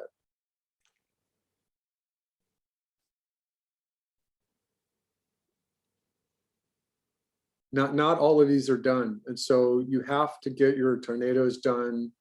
And now you're continuing to work on your volcano, tornado, volcano, and you all have your critiques on these. And so remember that what I'm going to be doing is, today is Friday, and I have to do midterm grades here very shortly. I think the midterm grades aren't due until the 6th or something. I forget. And I put that little notice away. So remember that some of you have not finished your tornadoes, so your midterm grades are going to be off. You need to finish your tornadoes.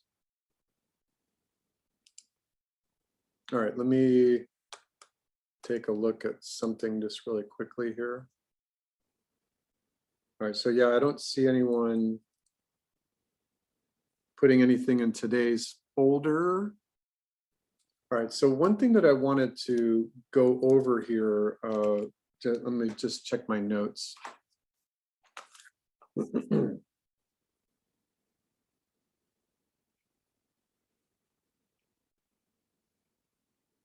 All right, so I want to just go over this one just shortly here. I want to do two things. So the first thing that I want to do here is kind of, this is my rough animator project. And what I wanted to do in going over this one is I just wanted to kind of remind everyone about looking at going over that idea of me saying, hey, concentrating on what you're doing, follow the example, but don't count on doing a rough pass and then a break and then a tie down pass and then a cleanup. See if you can hit these shapes just a little bit more cleanly so you don't have to spend too much time going back and forth and back and forth and back and forth. Try to draw cleanly. All right, so in doing this, I wanted to remind everyone, it's all about art right here. It's about variety of shapes. You want very small shapes. You want shapes that are very small. You want shapes that are medium. You want shapes that are big. You want a variety of shapes. In this water splash right here, water has a rounded look to it, but there's also those straight lines that we come to rely on as showing the movement of the water. So in water is a little bit easier to get away with the smaller shapes because you can do these droplets. And don't try to do it all in one pass. Go backwards and forwards. Oh, I don't know what I did right there.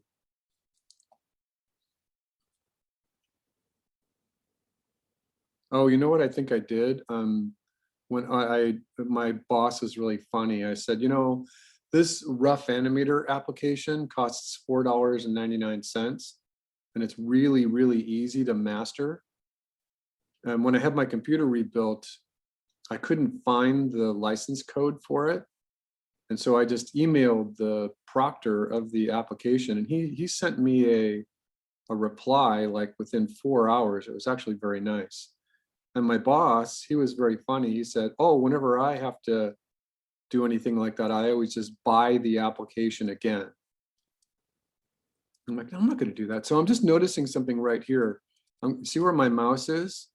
I've got 3 frames in a row where this little inside circle right here, I'm just going to, so on this frame right here, I'm just going to put like a little open circle right here, because we have to fix this. So on frame number 28, I'm looking for this little part here to stop entirely. Watch. Yeah, it didn't read, but right here, this can't be here.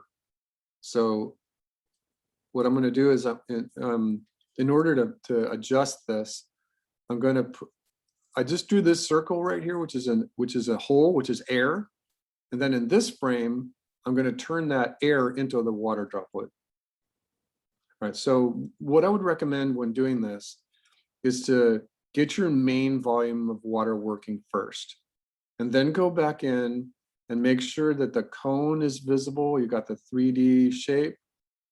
And then once you've got the cone figured out, go back in and do the ripples. And you can see that in the Toon Boom example, or even in this example, I did the ripples before I even finished the water. You know, and then just go back and then go back to this part, because now we're going to do like the small droplets. And just go back in and say, you know, a little droplet right here. And if you want to just do one, you can do one little droplet at a time. Just go backwards and forwards.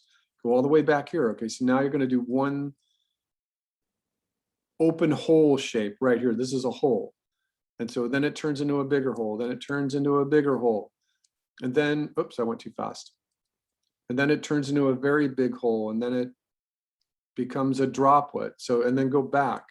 And you can remember what frame you're on, frame 21. In this application, I think you can color code the keys, but I forgot how to do it. All right, so that's my suggestion, is to go back and just do multiple passes on this. Multiple passes, just like you're flipping it in traditional 2D animation. All right, so like for this one, this droplet of water over here on the far right has enough open space and enough silhouette that this droplet of water right here could have a little ripple to it. So once this happens, I'm just going to start to draw a ripple. And remember, they're in perspective, it's oval. It should be an oval.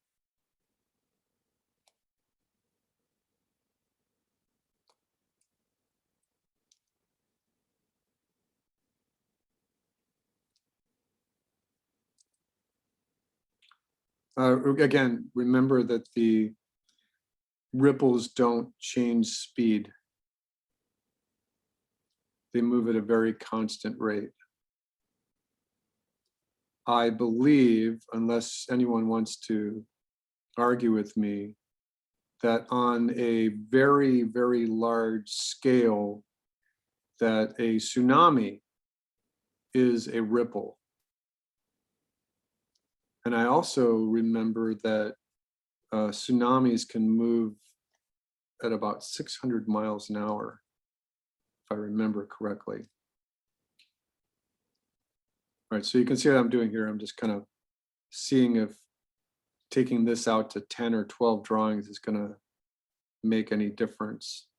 All right, let's take a look and see what that looks like. Save this. So what I'm looking for in this observation is just whether or not this ripple over here reads well. Yeah, I think it's fine. All right, so there you go. I've given you an example of one water splash. I've given you the example of what the lightning looks like for, instead of just a white and a black card, is just doing a silhouette. Remember that sometimes in Toon Boom, it's really easy to copy and paste the silhouette. But in this example for Rough Animator, I kept the illustration really simple, so because I needed to redraw it. You can't copy and paste and then paint and repaint like you can in Toon Boom. So that's why I kept that one really simple. And then we did the bomb. And remember, I'm just covering things back and forwards so that you should be thinking about what you want to do for your final. Everyone, what are you going to do for your final? Are you going to do a chemistry lab? Are you going to do something more industrial? Or what are you going to do? So my notes for today are a big reminder. First of all, you should be finishing your tornado. I only have one or two of them that are actually quote unquote near done. So your homework for next week is get that tornado done. And you're also polishing your volcano. And then the third thing that you should be doing is taking a look at what our outline is. And remember that I'm not placing a whole huge emphasis on shattering glass or rock or any of the beams here or anything like that. We will go over these in the next couple of weeks. I'll give you a couple examples about what some of these summoning orbs origins can be. In my playbook, this summoning origins thing here can be very, very complicated. I think that I might have even bookmarked one that was more recently. This was interesting to me. This was like an inverted tornado. And this was interesting to me that, and remember, you all have access to this board, was that this was an animated, just a ping, but it was done vector. And then this was just the whole thing blurred out a little bit. Yeah, this one. So if you wanted to think about doing something like this as a beam or summoning orb or a beam, you could kind of look at it. You know, what have you got? You've got an orb, you've got energy coming into the middle, you've got a tornado swirling around, and then a jet coming out to the right. We could talk about just the production of something like this next week. And then just be creative. How do you want your final to look like? Even though it's only week 8 or week 9 right now, week 7, sorry, you should be thinking about getting these projects together. You have 3 big projects: tornado, volcano, and your final, and then a bunch of little ones in there. Actually 4 of them. The pixie dust is a big one too. All right, so at this point, does anyone have any questions? Yeah. Do you think you can quickly go over how to do gradient nodes in Toon Boom? Okay.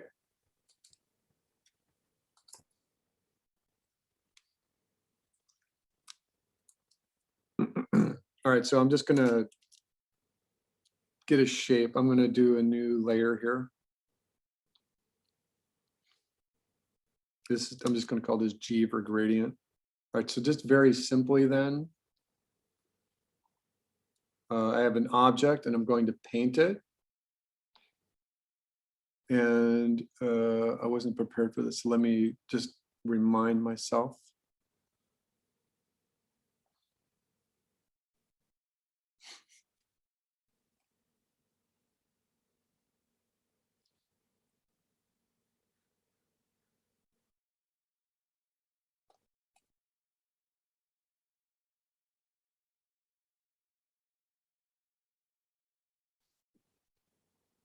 Let me do it this way. Hold on. So there's a better way to do this. I'm going to save this. I'm going to close it, and remember I have a Mac, so I might have to re-open. Okay, so it's open.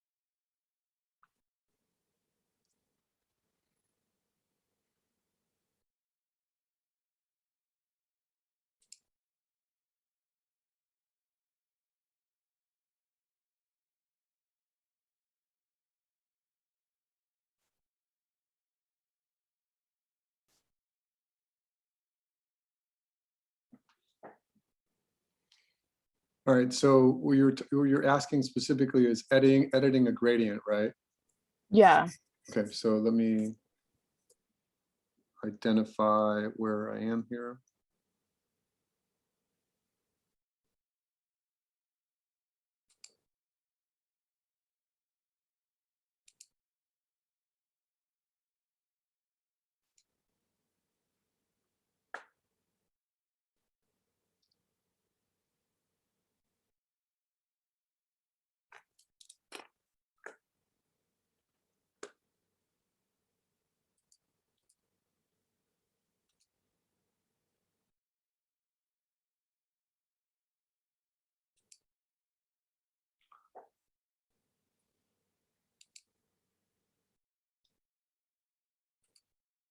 There we go. Okay.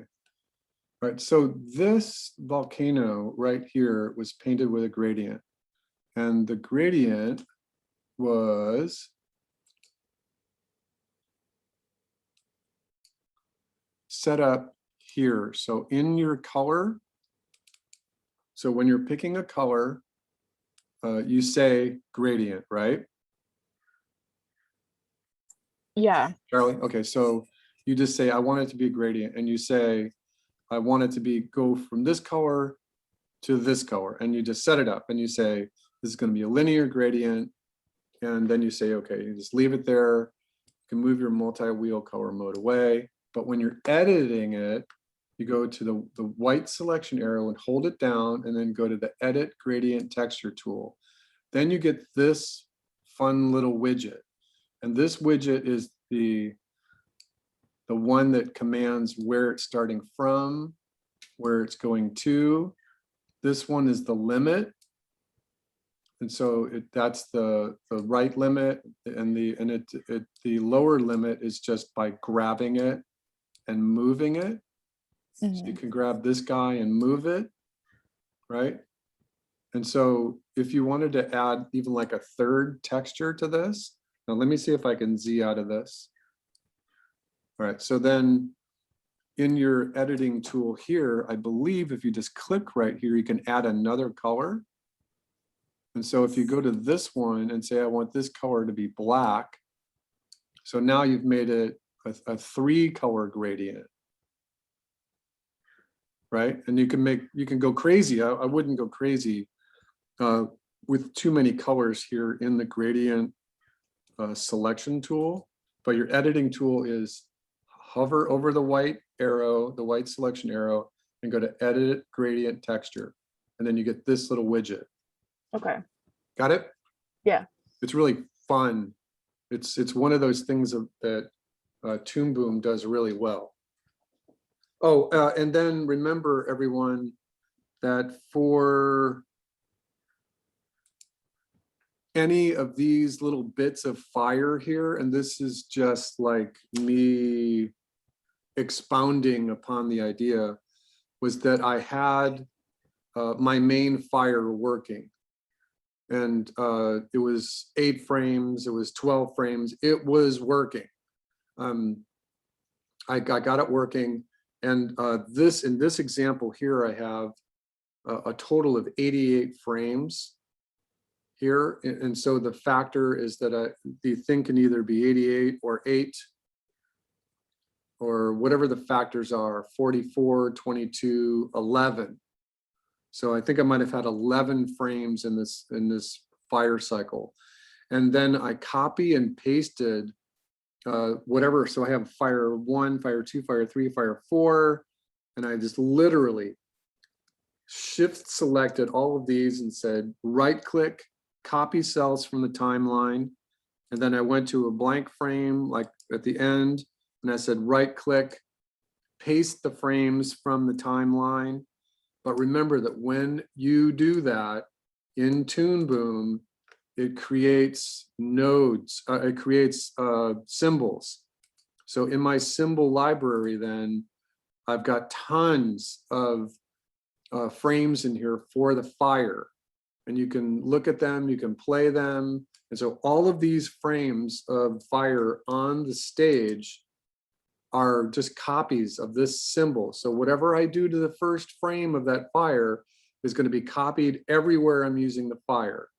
When I copy and paste the frames of that fire, I can say, hey, I'm going to go to the black arrow and say, reposition all drawings. And so once I've done that, I can take all of the drawings on this entire layer and squish them and squash them. I can play around with it so that it doesn't look like they're the same bits of fire. I can copy and paste, and you have to look at me in the preview window, and I can say, I'm going to take one copy of the fire and leave it right here. And then the second copy, I'm going to jog it a little bit. This is not showing up correctly.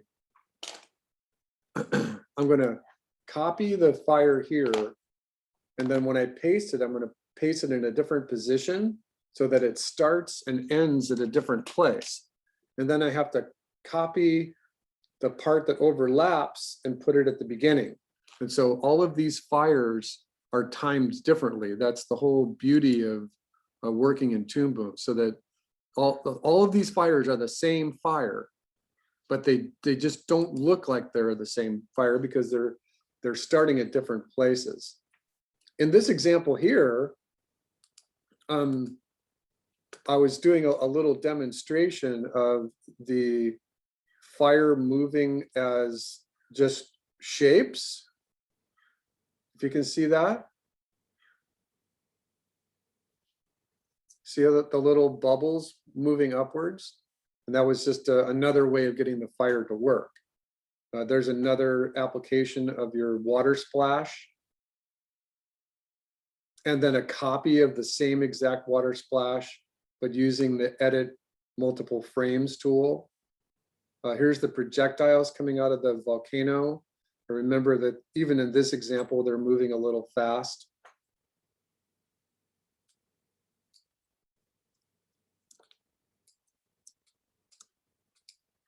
Hold on a second.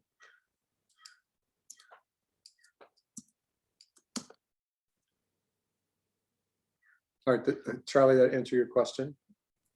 Yeah, because when I was trying to put a gradient on my fire, there were these little, like, I don't know if it was the stroke when I was filling in the whole solid color, but like the gradient wasn't correct. So I was like, I didn't know if putting a gradient node just on top of it would be easier. But I think I'm just gonna, since I have to fix it anyways, I'll just fix it in post, as they say. Well, from my experience, Toon Boom will quote unquote freak out on you if you use the, I'm just gonna go to one particular frame here. And so like I'm on this frame right here, painting, right? Mm-hmm. And if I'm painting something in here, and remember that there's like tons of different paint modes, right? Paint, unpaint, paint, repaint. That if in combination with this, when you were drawing it, whether you were drawing it with a pencil or you were drawing it with a brush, that let me go to the pencil mode. Actually, I'm sorry, I'll go to the paint mode. That if you end up using this tool to close large gaps, that you can get this. See these little holes? Yeah. Did you encounter that? No, I think it was because I just used the brush to fill it in. Because I kind of did like, I used the brush and then erased it to create Oh, yeah. sharper edges and stuff. I think it was like, because of the strokes, it like had these weird pieces underneath. I'd only be able to show you what I was talking No, about. no, I understand but exactly what yeah. you're doing. So what you were doing is you were painting a gradient. Well, it was, I had just like the one solid color and I filled it in, but then like if I were to say select the object, it had those little like, I don't know, No, bubbles. It was like yeah, you underneath had, it. yeah, because you didn't paint just one gradient, you painted multiple gradients on top of each other. So if you go back in there with your edit gradient tool and you start touching on it, you're gonna get like overlapping layers of color, and it's going to be really, really hard to manage. I would highly recommend, if you're going to use any sort of gradient, and remember too, all of you, for the rest of your lives, even though computers are really fast right now and they're pretty fancy, gradients are still a problem with every application, from Illustrator, Photoshop, Toon Boom. It still drives processors mad because there's a lot to think about. The best way that you can work with gradients in Toon Boom is to be really clean with it. Pick your gradient color and just pick one or two or maybe even three. But then when you're painting, pay attention so that you're just using the paint or paint repaint, either one, and that you just click it once. Just use the paintbrush once. If you start clicking around like mad, you're going to get gradients all over the place. Remember that there was one part of the demo I had done here that I tried to limit very severely the amount of, I'm not seeing it here, just hold on. So I tried to paint this whole volcano just once, because if I was trying to fill in those little areas, it would give me another gradient fill, and it would end right there. So this whole area right here is another fill, which was fine for me, but now you have to kind of deal with this vector. And so I tried to limit the times that I was actually clicking to just a few times. Okay. Yeah, I think I get it. Okay. Yeah, I know exactly what you did. All right, it's 12 o'clock. Anybody have any other questions? All right, so for next week, you all have your tornado. I only saw a couple of them that were done. So all of you need your tornado. Get in there and just do it. And then you've got to be working on this volcano project too. You got smoke and fire and water and lightning. Go for it. I will see you all next week. Hopefully, I'll let you know as soon as possible. If I need to let you know, I'll let you know as soon as possible about what's going on with my Zoom for the Academy. I don't know. Sorry that I had to do this to you today, but we got it to work. All right. I will see you all next week. Thank you. Okay, ciao for now. All right, thank you. Thank you.